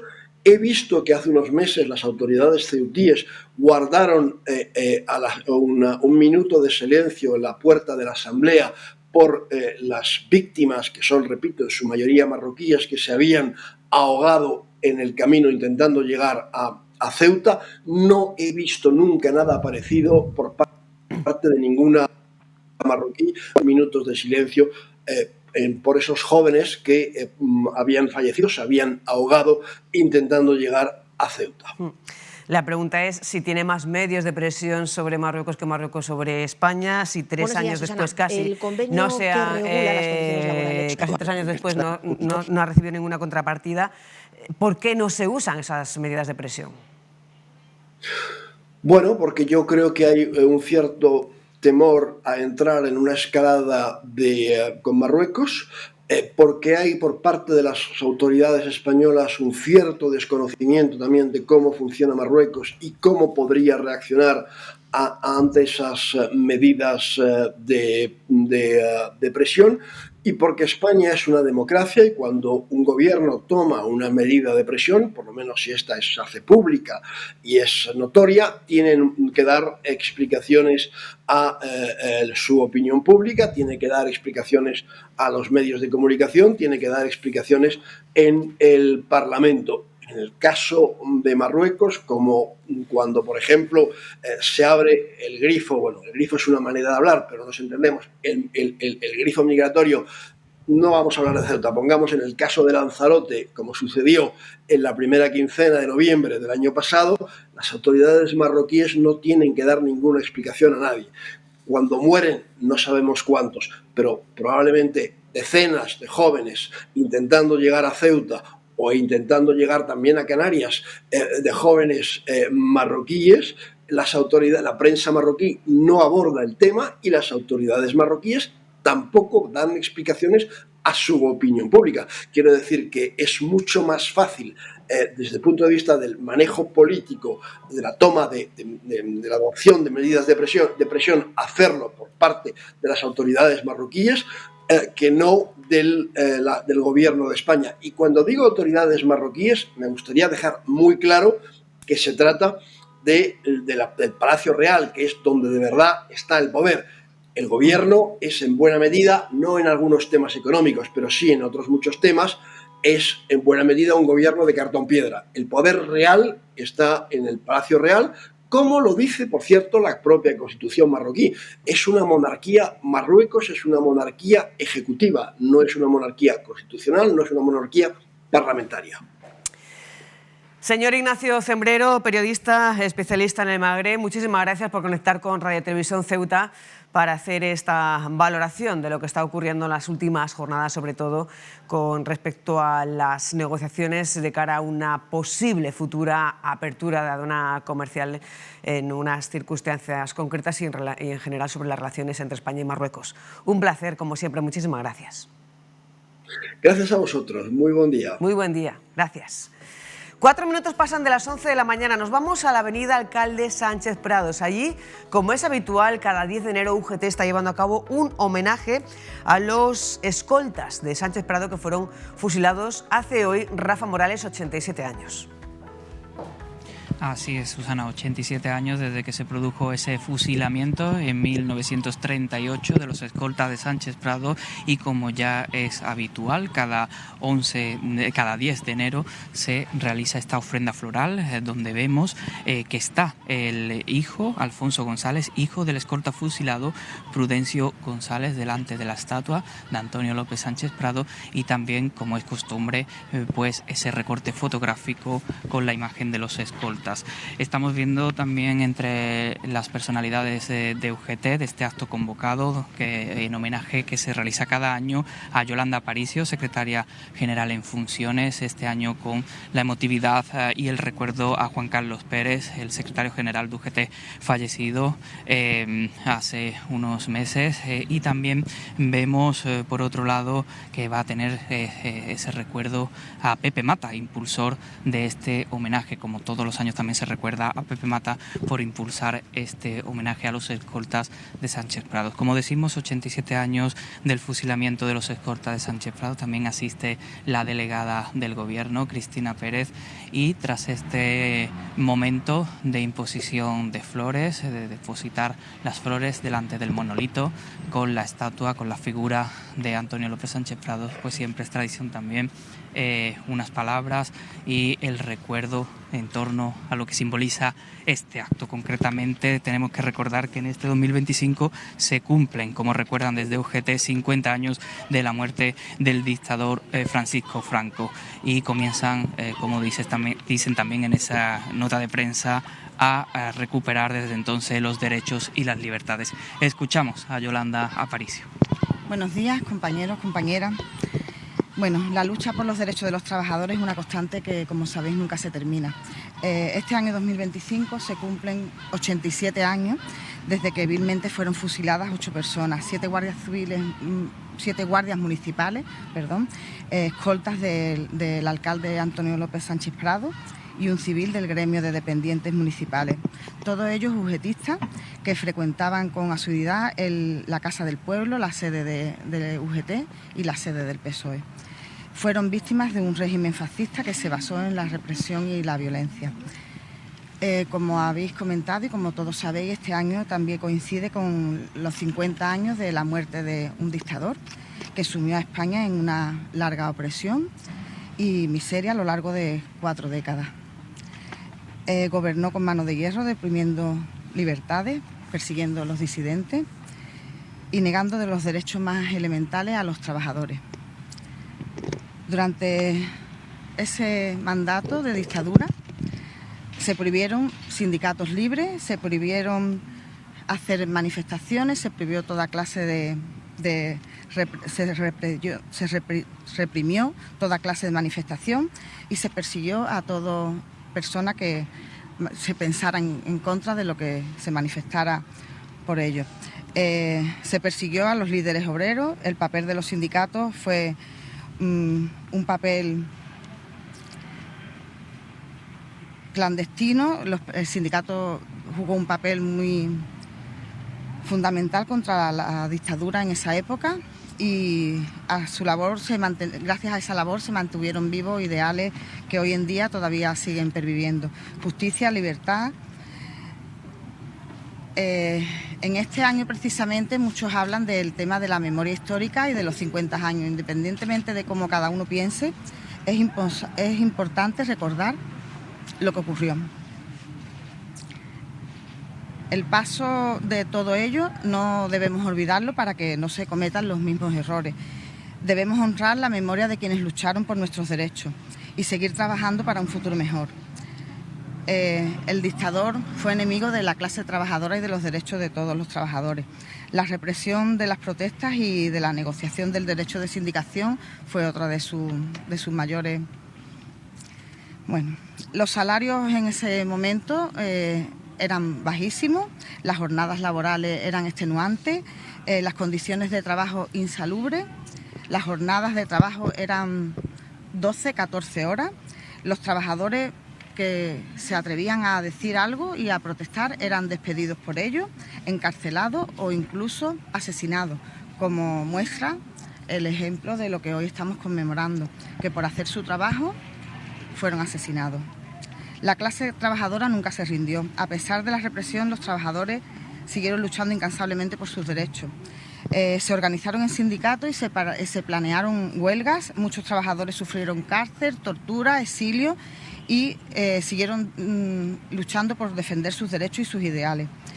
En el 1975, con la muerte de esta persona, España pasó a un nuevo periodo y se comenzó un periodo de transición, que es un proceso que fue bastante complejo, difícil, pero que no debemos de olvidar que es un avance innegable, por supuesto, en la conquista de los derechos y las libertades de todos los trabajadores. Hoy, 50 años después de la muerte de esta persona, es importante recordar su legado para no volver a repetir, como hemos dicho antes, los errores del pasado. Debemos seguir luchando por una sociedad más justa e igualitaria, donde los derechos de los trabajadores sean respetados, donde no haya cabida para la opresión, la tiranía. Es importante recordar el sufrimiento que causó esa dictadura a la clase trabajadora para no volver a caer en ello. No hay que celebrar la muerte de esa persona, lo que sí hay que celebrar es el fin de la dictadura y el inicio de una transición democrática, de la que hoy podemos disfrutar. Viva la lucha de la clase trabajadora. A mí me gustaría una pregunta al hilo de la conmemoración de los 50 años del general Franco. Ceuta y Melilla se quedan fuera del programa oficial de actos. ¿Qué le parece? No me parece bien, como podrás imaginar. Nosotros desde el sindicato volvemos a insistir en que lo que defendemos es la lucha de la clase trabajadora. Ceuta y Melilla en esa época fue de las que más sufrió la represión, ya que, como todos sabéis, todo el norte de África precisamente es donde se comenzó esa andadura. Entonces no creo que debamos quedarnos fuera. Pero en temas políticos, como comprenderás, nosotros como sindicato no debemos entrar. Nosotros nos dedicamos a nuestra labor, que es la defensa de los trabajadores. Hoy también un recuerdo a Juan Carlos Pérez y también a Pepe Mata, ¿no? Por supuesto. No debemos olvidarnos la figura de Pepe Mata, que siempre, como sabéis, luchó mucho por el tema de la memoria histórica, y por supuesto en este año tan especial que nos abandonó Juan Carlos Pérez este año pasado, y que él, como sabéis, este día le gustaba, por supuesto, este día y todos los que tuvieran que ver con este tema, como tantos otros, le gustaba estar y era muy reivindicativo con estos temas. Es una pena. Muchas gracias. Nada. Pues de esta manera concluye ya las intervenciones, en este caso de Yolanda Aparicio, como secretaria general en funciones de UGT en Ceuta, y este acto de imposición de flores recordando. Bueno, vamos a ver si la delegada del Gobierno quiere intervenir también. Cristina Pérez, a ver si quiere hacer alguna declaración al respecto. No. Vale, no va a haber declaraciones finalmente de la delegada del Gobierno, como está diciendo, por respeto al acto conmemorativo y demás. Pues como decimos, de esta forma concluye este homenaje con la imposición de flores, recordando los 87 años del fusilamiento de los escoltas de Sánchez Prado. Gracias, Rafa, por traernos en directo este acto homenaje que hace cada 10 de enero UGT en los pies de esa estatua del alcalde Sánchez Prado, para homenajear a los escoltas que fueron fusilados hace hoy 87 años. Son las 11 de la mañana, 12 minutos. También estamos pendientes de otro asunto sindical, en este caso vinculado a la negociación del convenio colectivo entre los sindicatos y la patronal de hostelería. Los sindicatos UGT y comisiones obreras no están de acuerdo con la propuesta que les ha planteado la patronal de hostelería y se han reunido para tomar alguna decisión. De esa reunión está muy pendiente Ana Biazá. Muy buenas de nuevo, Ana. Buenos días, Susana. El convenio que regula las condiciones laborales de los trabajadores del sector de hostelería venció en 2014. Empezó su negociación 10 años después, a mitad de noviembre del año pasado, de 2024. La patronal ha hecho una oferta ahora sobre la mesa, una subida salarial de un 11% a 4 años, un 3,5% sería en el primer ejercicio. ¿Y qué es lo que opinan los sindicatos? Ángel Lara, Ramón Sánchez, comisiones obreras, UGT respectivamente. ¿Cuál es el parecer con esta propuesta sobre la mesa? Bueno, en principio hay que recordar, como bueno tú bien lo has dicho, llevamos 10 años con este convenio colectivo prácticamente estancado y paralizado. Nosotros ya hace un par de años que le hemos ido presentando propuestas, las cuales hemos ido actualizando. La última es del mes del año pasado, el pasado año, en el mes de junio, actualizando las tablas retributivas, las cantidades que nosotros entendíamos que deberían de repercutir en los trabajadores después de 10 años con un parón en el convenio. Hay que dejar claro que era ambicioso nuestra propuesta en el aspecto retributivo. Entendíamos que teníamos que dejar parte de la base social de los convenios para centrarlo en una subida digna para el sector después, tras 10 años, ¿no? Y nos hemos encontrado una propuesta que desde luego no satisface para nada las expectativas ni nuestras ni sindicales y mucho menos del sector. ¿Cómo de lejos está de las expectativas que tenían los sindicatos, Ramón? Buenos días. Bueno, lejísimo. La propuesta que queda. Hay un abismo, ¿no?, entre lo que pedimos los sindicatos para los trabajadores, del sector, y lo que los empresarios nos están ofreciendo. La verdad, yo podría calificar, o sea, deberíamos calificar la propuesta como vergonzosa, a todas luces. No hay derecho que después de 10 años, intentando, como dice el compañero Ángel, año tras año, detrás de los empresarios del sector, que nos vengan a ofrecer esto, la verdad es que no hay por dónde cogerlo. Y desde aquí vamos a hacer un llamamiento a los trabajadores del sector de hostelería para que vayan despertando ya de su letargo. Esto va a necesitar de movilizaciones para que los empresarios se den cuenta de que la verdad es que no puede ser. ¿Habrá una próxima reunión o estamos llamando ya a la movilización? Nosotros le hemos presentado ya a la Confederación de Empresarios, los dos sindicatos, UGT y Comisión Obrera y UGT, nuestro parecer y nuestra nueva propuesta. Probablemente nosotros ya vamos preparando, y como dice aquí el compañero, el sector, los trabajadores del sector deben de despertar, porque probablemente necesitemos una respuesta contundente a esta propuesta de los empresarios, que no se vayan a que los empresarios, que vamos a mostrar nuestra disconformidad y esto va a quedar así. Para nada. Es indigno, desde luego, que firmemos la propuesta que ahora mismo está encima de la mesa por parte de la Confederación de Empresarios, donde se pone de manifiesto o se pretende una subida salarial y amortiguar estos 10 años de parón a base de un prorrateo de paga extraordinaria, a base de incluir un plus de vinculación, es decir, de la bonificación que se obtiene de las cuotas a la Seguridad Social, cuando ellos mismos están denunciando públicamente que no se están beneficiando de ella, o de un plus de residencia, con lo cual, para que se haga cargo la gente, cualquier trabajador en la península del sector de la hostelería cobra más que un trabajador en Ceuta. ¿Para que se pone un plus de residencia cuando efectivamente no tiene repercusión ninguna? Sin este plus ganarías pues lo mismo, exactamente igual.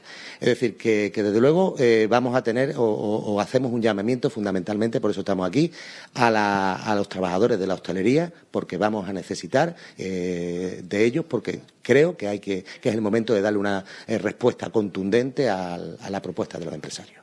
¿Tiene margen de maniobra el sector empresarial? ¿Cuánto habría de mejorar su oferta y en qué tiempo para evitar movilizaciones? Pues, mejorar la oferta, lo que en un principio propusimos.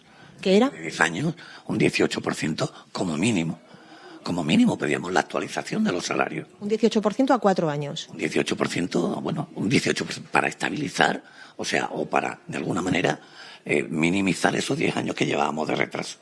Y luego, pues empezar a negociar en función del acuerdo estatal de negociación colectiva, que supera con creces lo que ellos nos están ofreciendo. Y otra cosa, la mesa de negociación, evidentemente, no la vamos a romper.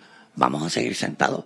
Pero, como bien dice el compañero, necesitamos que los trabajadores y las trabajadoras del sector espabilen, se muevan, porque de ello va a depender también su día a día, ¿vale?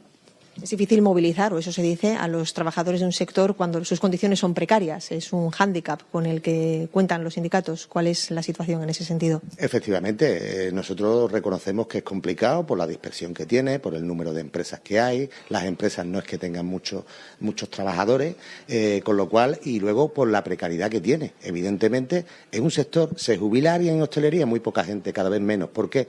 Porque es un sector donde la gente que desempeña el trabajo trabajo en él, lo cogen por un cierto plazo de tiempo para de alguna manera formarse para otra actividad y generalmente son trabajadores que tienen un recorrido muy pequeño en hostelería. Hay muy pocas empresas donde se les jubilen los trabajadores. ¿Por qué? Por la precariedad.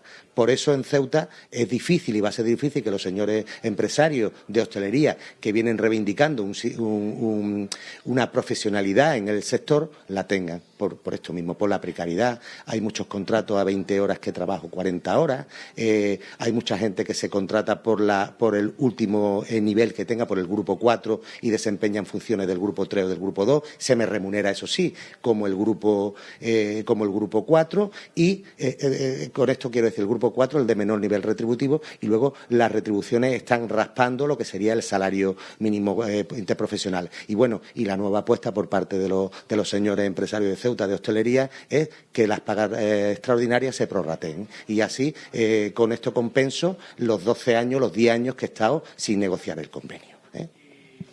¿Conoce ya la patronal la postura sindical? ¿Han tenido posibilidad de exponerle el parecer sobre la propuesta que han lanzado o esperan hacerlo en la próxima reunión, que no sé si hay una cita definida? La conocen perfectamente. Conocen cuál es. O sea, nuestra propuesta directamente la tienen en su poder. Y no solo eso, sino por escrito. Me refiero, Ramón, disculpe, al parecer respecto de la propuesta que la patronal ha hecho. Sí, nos hemos, como bien ha dicho el compañero Ángel, ya hemos mandado una carta, una notificación firmada por los dos, donde mostramos nuestra total disconformidad con su último ofrecimiento. Lo hemos dejado ahí. Nuestra total disconformidad. Pero, insisto, la mesa sigue abierta. No hay fecha para la próxima reunión. No hay fecha. La última reunión fue suspendida por parte de los empresarios. Pensamos que están dándole vueltas al tema, pero es lo que dice Ángel. Están utilizando pro de residencia, pro de vinculación, para llegar al salario mínimo interprofesional. Inadmisible. ¿Y cómo de definido, cómo de preplanificado pueden estar esas movilizaciones, si es que existe un calendario o algo a lo que se le pueda llamar así, de movilizaciones? ¿Estamos hablando de paros? ¿Estamos hablando de una huelga? Eso queda por definir, eso estamos trabajando en ello. Primero habrá una campaña, o pensamos hacer una campaña informativa, y luego definiremos pues si empezamos a hacer unas pequeñas movilizaciones, si empezamos a hacer ante la Confederación de Empresarios o si tenemos que llegar a más. Desde luego, si vamos a llegar a más, vamos a coger un calendario concreto, evidentemente, que no se esperen los señores empresarios, que eso lo vamos a hacer en febrero. Lo haremos en la fecha indicada, donde entendamos que podamos hacer más presión. Eso, que cuenten con ello. ¿De qué fecha es la respuesta de los sindicatos a la propuesta de la patronal? ¿Cuánto hace que la patronal sabe del rechazo? Se hizo antes de Navidad, antes de la fiesta de Navidad. Ya tienen la propuesta. Primeros de diciembre. Primeros días del mes de diciembre. ¿Y cuál les parece, Ramón, Ángel, un plazo razonable para que la patronal reaccione? Pues ya están tardando, evidentemente. Si sabemos, llevamos 10 años sin negociar ese convenio. Llevamos 3 o 4 los últimos, insistiéndole. Incluso tuvimos que llegar a la mesa del diálogo social. Delante del presidente de la ciudad se tuvieron que comprometer para negociar. No solo el de hostelería, sino también el de comercio, que es algo también que no se negocia desde 2017. O sea que ya nos parece casi una tomadura de pelo, por decirlo de alguna manera. No nos pueden estar mareando la perdiz por un motivo o por otro. Le hemos entregado ya infinidad de plataformas donde pedimos nuestras reivindicaciones y nos las han devuelto, que si esto, que si lo otro. O sea, una manera de marear la perdiz, esto de alguna manera tiene que acabar. No podemos seguir así, hay que enseñar los dientes. De lo contrario, veo, sobre todo el de hostelería, el de comercio, no será lo mismo, evidentemente, es otra historia, pero con el de hostelería se están pasando 20 pueblos. ¿Cuánto tiempo más podría pasar? El plazo se les va agotando porque, como ha dicho mi compañero, son 10 años ya esperando. Y luego hay que tener otras cosas. Nosotros somos personas razonables, los sindicatos, tanto las dos organizaciones, somos muy razonables. No es un sector en crisis. La hostelería en Ceuta no está en crisis, no ha estado en crisis nunca. Entonces, no entendemos, sí lo entendemos, es por un enriquecimiento de los patronos, no es más, ¿eh? Y entonces eso no lo vamos a consentir. Otra cosa que fuera un sector con ciertas dificultades y nosotros seríamos más razonables. Pero aquí no cabe ya ser más razonables porque llevamos, como digo, 10 años. Los sueldos rozan lo que sería el salario mínimo interprofesional. Son sueldos indecentes. Una persona difícilmente puede sobrevivir, pagarle los estudios a los hijos, pagar una casa, pagar una hipoteca, y vivir dignamente con los sueldos que propone la patronal. Y lo que no se puede vivir es para ser pobre, lo que no se puede vivir y trabajar para tenerse que ir a las colas de Cáritas a que le den de comer. Eso es inadmisible, y no lo vamos a consentir. Cuando algunos de ellos se pasean en sus Mercedes, no lo vamos a consentir. Que el enriquecimiento de la patronal sea a costa del lomo de los trabajadores, como siempre. Pues Ángel Lara, Ramón Sánchez, muchísimas gracias por la explicación, por la atención a la televisión pública. Esa es la situación. Susana, muy alejada todavía la oferta que ha lanzado la patronal, de la que plantean los sindicatos, nada más y nada menos que 7 puntos porcentuales mínimo en esa subida planteada desde este lado, el lado sindical, y salvo un cambio en el guión por el momento no previsto, la situación parece abocada a las movilizaciones que ya anticipan podrían ser la próxima respuesta. Pues muchas gracias, Ana, por esta conclusión tras la reunión que han mantenido los representantes, en este caso de Comisiones Obreras y UGT, para abordar estas negociaciones que de momento no van por buen camino entre patronal y sindicatos en el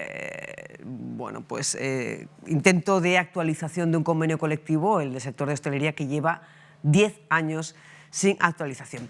11:25, este puede ser uno de los asuntos de partida, nuestra mesa de tertulia de hoy. Joaquín Guzmán, muy buenas. Hola. Feliz año. Muchas gracias, ¿Cómo igualmente. empezamos el Y a 2025? todos los televidentes. Ah, muy bien. Muy bien. ¿Cómo estoy? Fenómeno, Ya nada te más veo. que mirarme, ¿no? Ya te veo. Jesús Palenzuela, muy buenos días. ¿Cómo empezamos el año? Buenos días. Feliz año a ti, a los compañeros contertulios y por supuesto, pues a todos los televidentes, ¿no? Y a aquellos que también nos escuchan. Feliz año a todos. Y José Antonio Carracao, muy buenos días. Buenos días.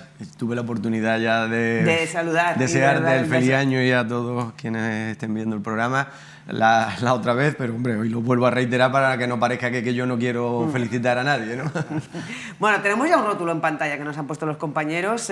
Podemos abordar también lo que os parece esa conexión que acabamos de hacer con Ana Villazán y los sindicatos en referencia a las negociaciones que se están llevando a cabo entre sindicatos y la patronal del sector de hostelería. Y también tenemos ese asunto, no sé si os preocupa mucho, poco regular, esa renuncia de DKV que deja a Sisa como el único posible salvador del sistema Muface, una vez que pues ya habíamos conocido también la renuncia de Adeslas.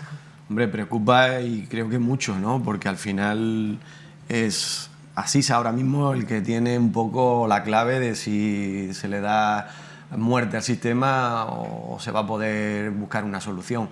Preocupa porque si Sisa dice que se sale también como DKV, pues tenemos en torno a 1,5 millones de mutualistas que van a tener que ir al sistema público, ¿no? Por lo tanto, de golpe va a crear, entiendo yo, y así creo que casi todos los especialistas, un colapso en el sistema público de sanidad o de salud.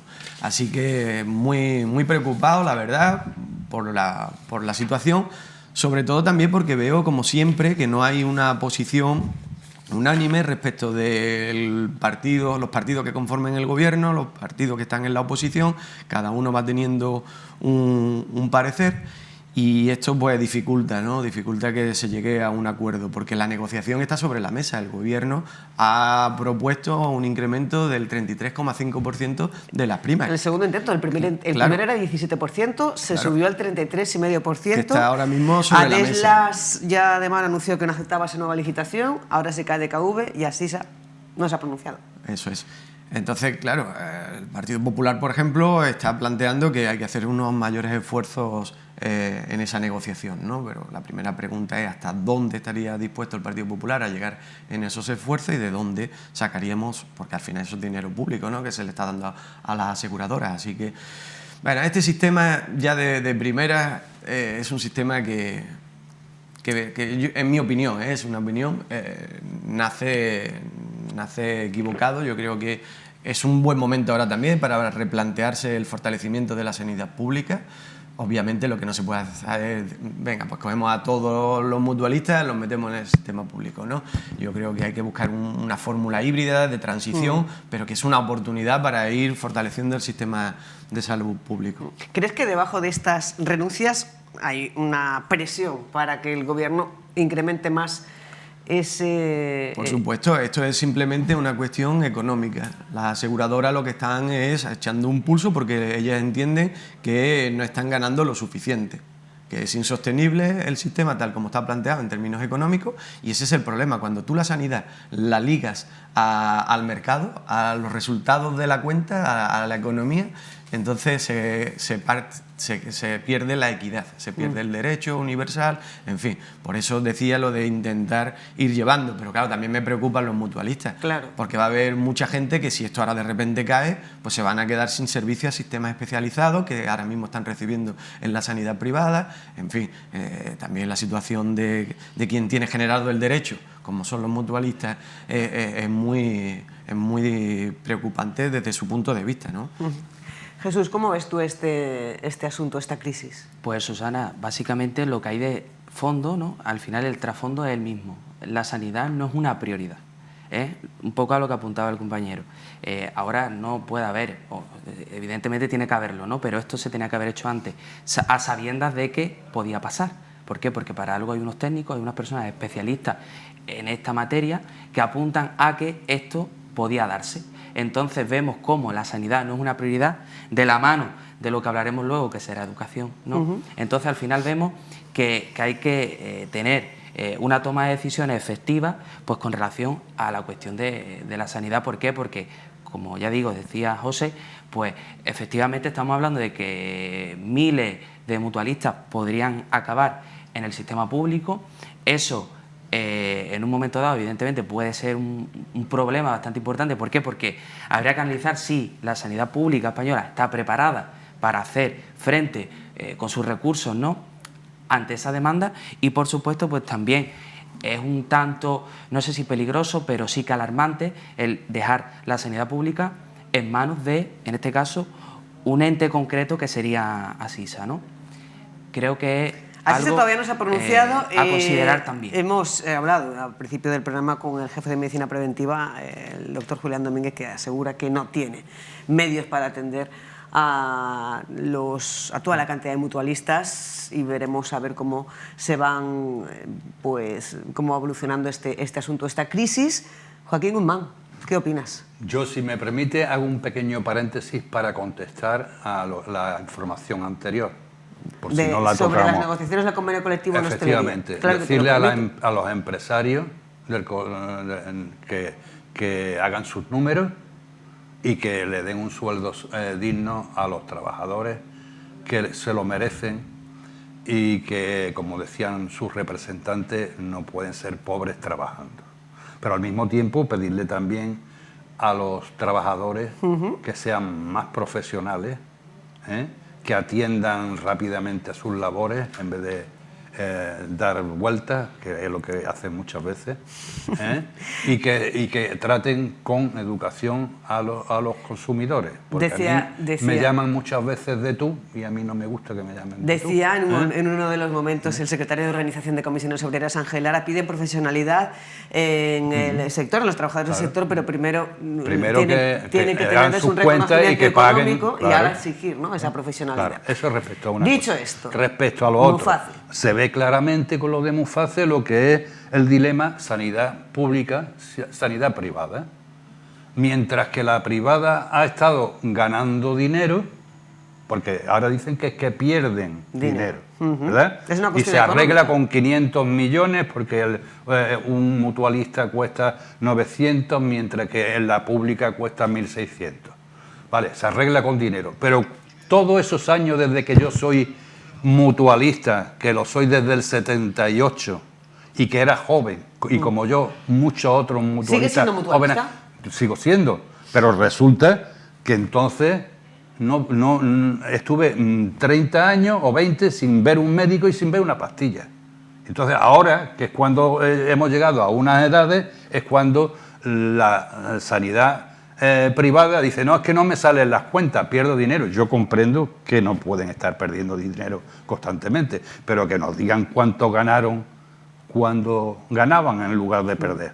Porque es que si la sanidad privada va a ser nada más que para ganar, cuando pierda ya no, pasa lo mismo con el seguro de los coches y con otros muchos seguros. Te cogen y te dicen, no, como más te has gastado, te he tenido que indemnizar porque te robaron, pues ya no te quiero, vete a otro sitio. Y cada año los mutualistas podéis decidir si cambiáis a la seguridad pública. Todos los años lo pueden decidir. Y yo, yendo ya al fondo, ya he dicho al principio, yendo al fondo y siendo muy breve, lógicamente lo que hay que sentarse en la mesa y buscar un método de transición, que podría ser, por ejemplo, a partir de ahora todos los jóvenes entran digamos, en la seguridad social y dejamos al sector más mayor, desde los 60 hasta los 90, los dejamos ahí, que son los que más tenemos que cuidar, y ya iremos esperando que se mueran, tranquilamente, que no corran mucho, pero ya esperan, y terminamos todo en el sistema, porque realmente, y eso también lo creo, aunque me he beneficiado toda la vida de ello, no dejo de creer que estamos en una sociedad en la que no debe haber privilegios. Y que entonces eso de que yo iba al médico y no tenía que esperar cola, ni listas, ni nada, mientras que el resto de los españoles sí, pues eso no está bien. Debemos de tener todo igualdad en esas cosas. Por cierto, Joaquín, tú eres docente, has sido docente He sido toda la vida. docente, sí. Tú también tienes formación en el ámbito de la docencia. Y quiero, bueno, pues ¿Y él conectar... también? Yo también. Tú también, también, sois los tres docentes. Pues mira, quiero vuestra opinión al respecto de una concentración que se va a convocar, o que ya está convocada para celebrarse mañana a las 12 del mediodía. Convocada por Pi12, que es la plataforma de interinos docentes de Ceuta, va a concentrarse para protestar contra el adelanto de las oposiciones de maestros a este año 2025. Piden que coincidan las oposiciones con Andalucía tanto en fechas como en especialidades, y también que se proteja a los opositores que se presenten aquí en Ceuta. Ana Villazán está con el presidente de esta plataforma, con el presidente de Pi12, que se llama Luis Tobar. Muy buenos días de nuevo, Ana. Buenos días de nuevo, Susana. En educación lo habitual es que un año haya oposiciones de secundaria y al siguiente de primaria. El año pasado, en 2024, las hubo de primaria. Este año las hay y tocan de secundaria, pero además también las habrá de primaria porque se adelantan. Y esto conlleva una situación, esta circunstancia deja a los interinos que ejercen en el ámbito de la educación primaria en Ceuta en una situación de desventaja, de vulnerabilidad, que es de lo que vamos a hablar con Luis Tobar, portavoz de la plataforma Pi12, plataforma de interinos docentes de Ceuta. Una situación que se caracteriza ¿por qué, Luis?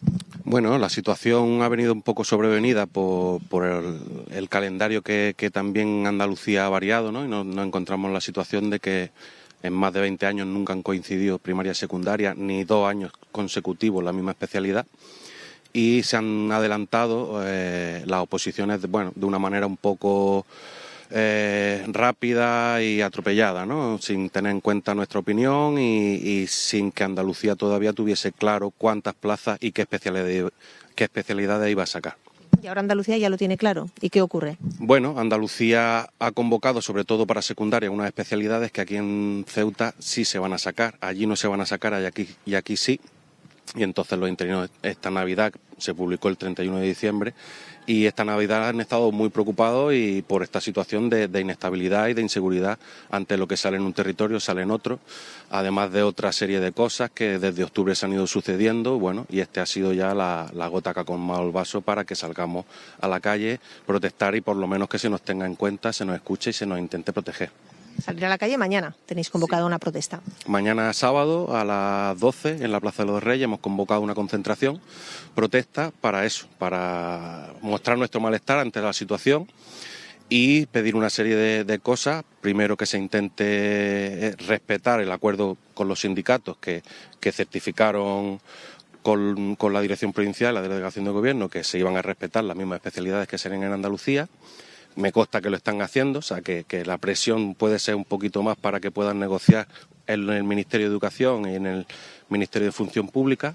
¿Hay margen de maniobra todavía? Podría ser... Bueno, no hemos dicho que esa circunstancia hace que quepa prever una mayor competencia, que vengan más opositores peninsulares a competir pues por las plazas que salen en Ceuta. Claro, mayor competencia, efecto llamada, ya se vio en noviembre, por eso digo que en octubre y noviembre que se convocaron unas listas extraordinarias y se vio que vinieron 2.000 personas para secundaria y 1.500 para primaria, cuando las listas de interinos habrá trabajando 400 personas. Si sumamos los dos son 3.500. El efecto llamada puede darse, además de que coincide en primaria y secundaria, que tienen que celebrarse las oposiciones en institutos, colegios, como vengan más de 2.000 personas, a ver dónde la ciudad logísticamente acomete con ese imprevisto. Pero ¿hay margen de maniobra, le preguntaba, para que algo así pueda corregirse? En lo que está publicado en BOE se sabe que es complicado, ¿vale? Hombre, margen de maniobra en política no se puede hasta que se puede, ya se ha visto en otras circunstancias. Es muy difícil, pero bueno, nosotros, ya que no se ha tomado la decisión por otro estamento de acometer una movilización para que ejerza presión sobre las negociaciones, pues bueno, aunque no podamos conseguir que se modifique esto, pero sí que vean que estamos descontentos y que a partir de ahora se tomen medidas para intentar corregir esto. Una de ellas también es la modificación de la orden de interinos para que los que se presentan fuera no puedan traerse su nota aquí a Ceuta y colocarse por delante de gente que lleva años trabajando aquí en Ceuta. Es otra de las peticiones que tenemos. ¿Cómo plantea la plataforma P12 que se corrija esa situación? Sería una modificación de la orden de interinos. En octubre ya nos reunimos con el director provincial. Los sindicatos están trabajando en ello, pero claro, los tiempos son muy cortos. Estamos hablando de octubre, estamos ya en enero y todavía no se ha acometido con esa negociación. Y también creemos que esta medida de presión puede ayudar incluso a los sindicatos, delegación de gobierno, dirección provincial, a pedir en Madrid, Ministerio de Educación, Ministerio de Función Pública, que se acometa esta modificación en la orden que proteja a los interinos que ya están trabajando en Ceuta y que pretenden trabajar en Ceuta. Para los nuevos aspirantes también es una medida protectora. Ligado a eso va también otra de vuestras demandas relativa a que se tenga o no en cuenta el baremo de méritos. Sí, claro. En otras comunidades autónomas, por ejemplo, cuando tú te presentas fuera con tu baremo de méritos y experiencia y nota de aquí de Ceuta, te ponen una serie de requisitos para poder llevarte toda esa experiencia. Aquí no se tiene, entonces se le está abriendo la puerta de entrada, pero no tenemos abierta la puerta de salida, no tenemos las mismas condiciones si nosotros quisiéramos opositar en otras comunidades autónomas. Entonces estamos pidiendo también que haya equidad entre territorios y que los que saben de esto normativamente busquen la fórmula para que encaje en la orden y se ponga este mecanismo de protección. Muchas gracias, Luisma, por la atención a la televisión pública. Estas son las principales reivindicaciones que P12 lleva a esa protesta convocada para mañana sábado a mediodía a las 12 en la Plaza de los Reyes. Gracias, Ana. Estaremos pendientes también desde los servicios informativos de la pública de esta concentración. Mañana, 12 del mediodía, Plaza de los Reyes. Invitan también a sumarse, además de interinos, a otros ciudadanos. José Antonio Carracao, ¿entiendes las reivindicaciones de P12? Sí, y hago una reflexión, si me permite, previa, en el sentido tanto como vimos antes con el caso de la hostelería, como ahora con la educación, lo importante que son los sindicatos y las movilizaciones sociales, ¿no? Creo que juegan la labor que históricamente siempre han jugado, de balancear, de equilibrar, de tensionar también hacia la parte de los intereses de la ciudadanía. Y eso está pasando, los sindicatos en la pelea, entre comillas, ¿no?, que están manteniendo con la patronal, y ahora estamos viendo también cómo esta asociación pues está defendiendo los intereses de los interinos en Ceuta, y me parece que sus reivindicaciones son más que justas, me parecen que están muy bien planteadas y que se digamos, se circunscriben a una realidad, y es que cuando compiden, se hace coincidir las oposiciones, pues se reparte la gente. Por Andalucía se van a presentar normalmente los andaluces, y aquí en Ceuta pues van a venir menos andaluces y las plazas se las van a disputar entre la gente de Ceuta. Luego, cuando hace referencia a lo del baremo, me parece también muy coherente. En Andalucía te exigen haber trabajado en Andalucía para al que menos te cuenten, un día para que te cuenten los méritos, y ¿no? aquí en Ceuta no, por lo tanto vienen con todos sus méritos y se presentan y pueden adelantar.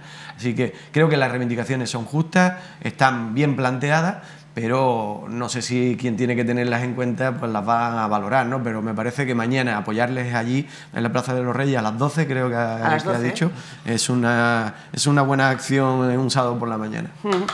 Jesús Palenzuela, ¿consideras justas estas reivindicaciones de los docentes que forman parte de la plataforma Pi 12? Totalmente, es justa, o sea, es lo que creo que debería de pedir, en este caso el colectivo, pues para, en este caso, la realidad, ¿no? Y si me permite, la idealización, ¿no?, de la que muchas veces podemos hablar, acaba generando, si idealizamos algo, eso puede acabar generando una mejora, puede acabar generando un cambio, ¿no? Entonces, en este caso, idealizar o generar una mejora, ¿no?, en este fenómeno que hablamos, evidentemente pues puede dar lugar a que el colectivo de docentes pues se vea favorecido.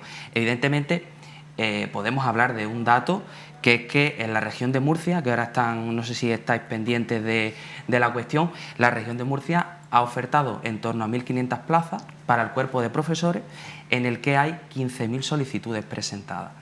Esto, esta mañana haciendo un análisis un poco del estado de la cuestión, es lo que planteaban, 15.000 solicitudes para eso, unas 1.500 plazas. ¿Qué pasa? Que no solamente este dato, sino que también tenemos que tener en cuenta que los medios apuntan a que hay solicitudes de comunidades autónomas limítrofes. Por lo tanto, hay un precedente que es ese. Estamos hablando de noticias de ayer, de hoy. En Ceuta parece que va a suceder. Y creo que es una decisión, una reflexión muy personal esta. Sí. Es una decisión arbitraria la que se ha tomado por parte del Ministerio. ¿Por qué? Porque verdaderamente se hace caso y se toma conciencia de lo que es Ceuta y sus características. ¿Verdaderamente hay capacidad para hacer frente con nuestra infraestructura a aquellos opositores, a aquellos aspirantes que se presentan y que pueden venir de fuera de la ciudad? Por lo tanto, creo que esto debería de replanteárselo la Administración, en este caso educativa, el Ministerio de Educación, replantearlo. No sé cuál es la posición de delegación del Gobierno, la ignoro. Si alguno de los compañeros tiene posibilidad, yo encantado de escucharos, pero es que debe, porque creo que es quien tiene la capacidad de mediar en este caso. Y además aquí se pone en tela de juicio lo más importante, los tres somos docentes, que es la estabilidad educativa de nuestra ciudad. Bueno, yo, sí, Joaquín, brevemente, distinguiría dos cosas. Por un lado, el tema de los interinos, que hay que estabilizarlo atendiendo a las órdenes del Tribunal de Justicia de Europa, ¿verdad? En la que dice que si hacen más de 3 años de contrato consecutivo, tienen derecho a ser fijos. Entonces, por un lado, distinguiría eso. Entonces, hay que buscar un mecanismo justo para que esas personas, sin necesidad de oposiciones ninguna, la modalidad que se quiera o que sea legal, se le dé ya su trabajo fijo, que no quiere decir que tengan los mismos derechos que un funcionario de carrera. Sí, esa cuestión de estabilización que los sindicatos dicen que no es posible porque es estabilizar las plazas, no los nombres. Pero a estas reivindicaciones concretas, y brevemente, Joaquín, que nos tenemos que ir, sobre el requisito que para acceder a las listas extraordinarias, que para que puedan acceder tengan que haberse presentado las posiciones en Ceuta. Ya se ha dicho, no tengo nada que decir. Los criterios de reconocimiento del baremo, que aquí también se pide haber trabajado al menos un día. Reciprocidad, con ese término está todo dicho. Pues Joaquín Guzmán, Jesús Palenzuela, José Antonio Carracao, mil gracias por compartir con nosotros la opinión con respecto a estos asuntos de actualidad. Que tengáis muy buen fin de semana. Muchas gracias. Y nos vemos próximamente, la semana que viene, para seguir tratando y opinando sobre cuestiones y asuntos de interés. Gracias. Muy gracias, Susana. No sé si sois consumidores de las empresas de e-commerce que traen a Ceuta productos de la península, productos de otros puntos de fuera de la ciudad a través de Internet, y en este punto estamos en una de ellas y queremos conocer cómo les ha ido la campaña de Navidad. Aquí en Ceuta, el comercio local subió las ventas en torno al 6%. ¿Cómo le han ido las ventas? ¿Cómo ha ido la campaña de Navidad para las empresas e-commerce? Rafa. Muy buena, Susana, pues bastante bien, y yo creo que ya están pensando en el próximo calendario festivo, o mejor dicho, las próximas fechas festivas del calendario. Estamos en Hueuta, que me cuesta un poquito decirlo. Bueno, puede ser Hueuta o Hueceuta, vamos, que aquí ya nos han rebautizado en varias ocasiones, pero lo que va ganando es Hueceuta por ahora. Hueceuta va ganando. Hueceuta, aunque el nombre formal es Hueuta. Daniel Mellado, gerente de Hueceuta. ¿Qué tal? Buenos días. Muy buenos días. ¿Cómo han ido esas ventas navideñas en este comercio electrónico? Para nosotros ha sido un éxito. Ha habido muchas compras, muchos pedidos. Ya te digo, nosotros empezamos en noviembre con el Black Friday y prácticamente acabamos de terminar ahora. Y recargando pilas porque viene San Valentín, vienen carnavales y esto aquí no hay que parar. Ahí es donde decíamos que son ya las próximas fechas, ¿no? A la vuelta de la esquina, que están pendientes de otra vez aglomeración, ¿no? Sí, se espera. No esperamos tanto como estas últimas fechas, pero sí aumenta el volumen mucho, sobre todo, ya te digo, carnaval y San Valentín, como no, que hay que ser precavido y empezar ya los pedidos. Precavido para San Valentín, que nadie se lo olvide en el calendario, que lo marque ahí ese día, y los pedidos igualmente. En cuanto a Navidad, ¿el pico se ha alcanzado en algún momento o todo por igual en cuanto a la hora de pedir, de entregar? Pues dentro de que, ya como he comentado antes, desde noviembre hasta ahora, hasta la fecha de Reyes, ha subido bastante. Hubo varios picos. El Black Friday hubo un pico y después con miras al 24, Papá Noel y de cara a los Reyes. Y en cuanto a género, ¿qué tipo de artículo han demandado los ceutíes? Mira, se compra de todo. El rey de estas fiestas ha sido el tocador sobre todo para niños, niñas. Pero vamos, confección, productos dietéticos, artículos para animales, te digo, muebles, Ikea, el Leroy Merlin, absolutamente de todo. Y para aquellas personas que ahora nos están viendo, ¿cómo es el procedimiento? Aquellos que todavía no lo sepan y que vayan tomando ideas ya de cara a San Valentín, que es la próxima fecha clave, para hacer el pedido, los plazos de entrega. Mira, para hacer los pedidos tenemos una web que es hueuta.es, Ceuta, pero sin la C, una W. Ahí vienen todas las instrucciones para hacer los pedidos. No obstante, tenemos teléfono, WhatsApp, y tenemos las oficinas, que aquí siempre tenemos personal para poder hacer los pedidos. Ya hay gente que no se le da bien el internet o no le apetece y se pueden venir aquí, se sientan con nosotros y el producto que quieran lo eligen con nosotros y hacen la compra de aquí. Tiempo. El tiempo que marque el proveedor de turno donde quieras comprar el producto, le sumas 24 horas hábiles.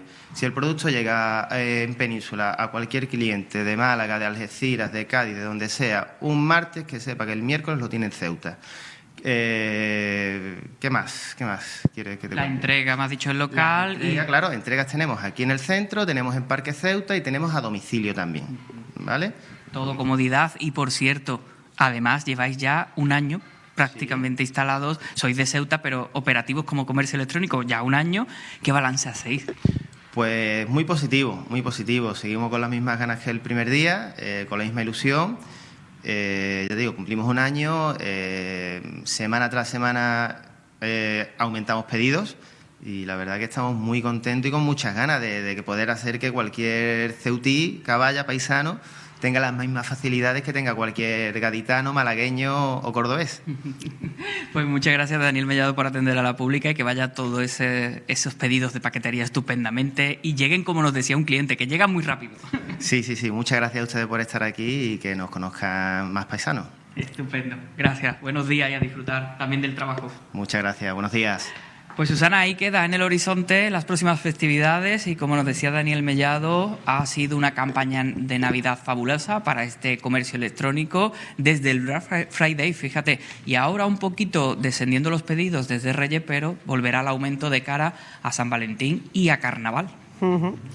Pues otra opción más que tenemos los ceutíes para pues consumir algunos productos que en algunos casos no se encuentran en venta disponibles aquí en la ciudad autónoma. Llegamos así a las 11:53, es el momento de poner el broche final, la despedida a esta conexión, la última conexión con la actualidad local en directo de esta semana, y nos vamos con ese plato fuerte que incluye el menú de la agenda cultural para este fin de semana, el que vamos a poder disfrutar mañana en el Teatro Auditorio del Rebellín desde las 7:30 de la tarde. El espectáculo detrás, un espectáculo de percusión, de reciclaje con objetos reciclados, bombonas, cajas de herramientas y un montón de objetos reciclados más, también con un toque de humor, un toque de comedia que va a, bueno, pues a tener lugar, como decimos, y ofrecer una tarde muy original desde las 7:30 de la tarde en el Teatro Auditorio del Rebellín. Con estos artistas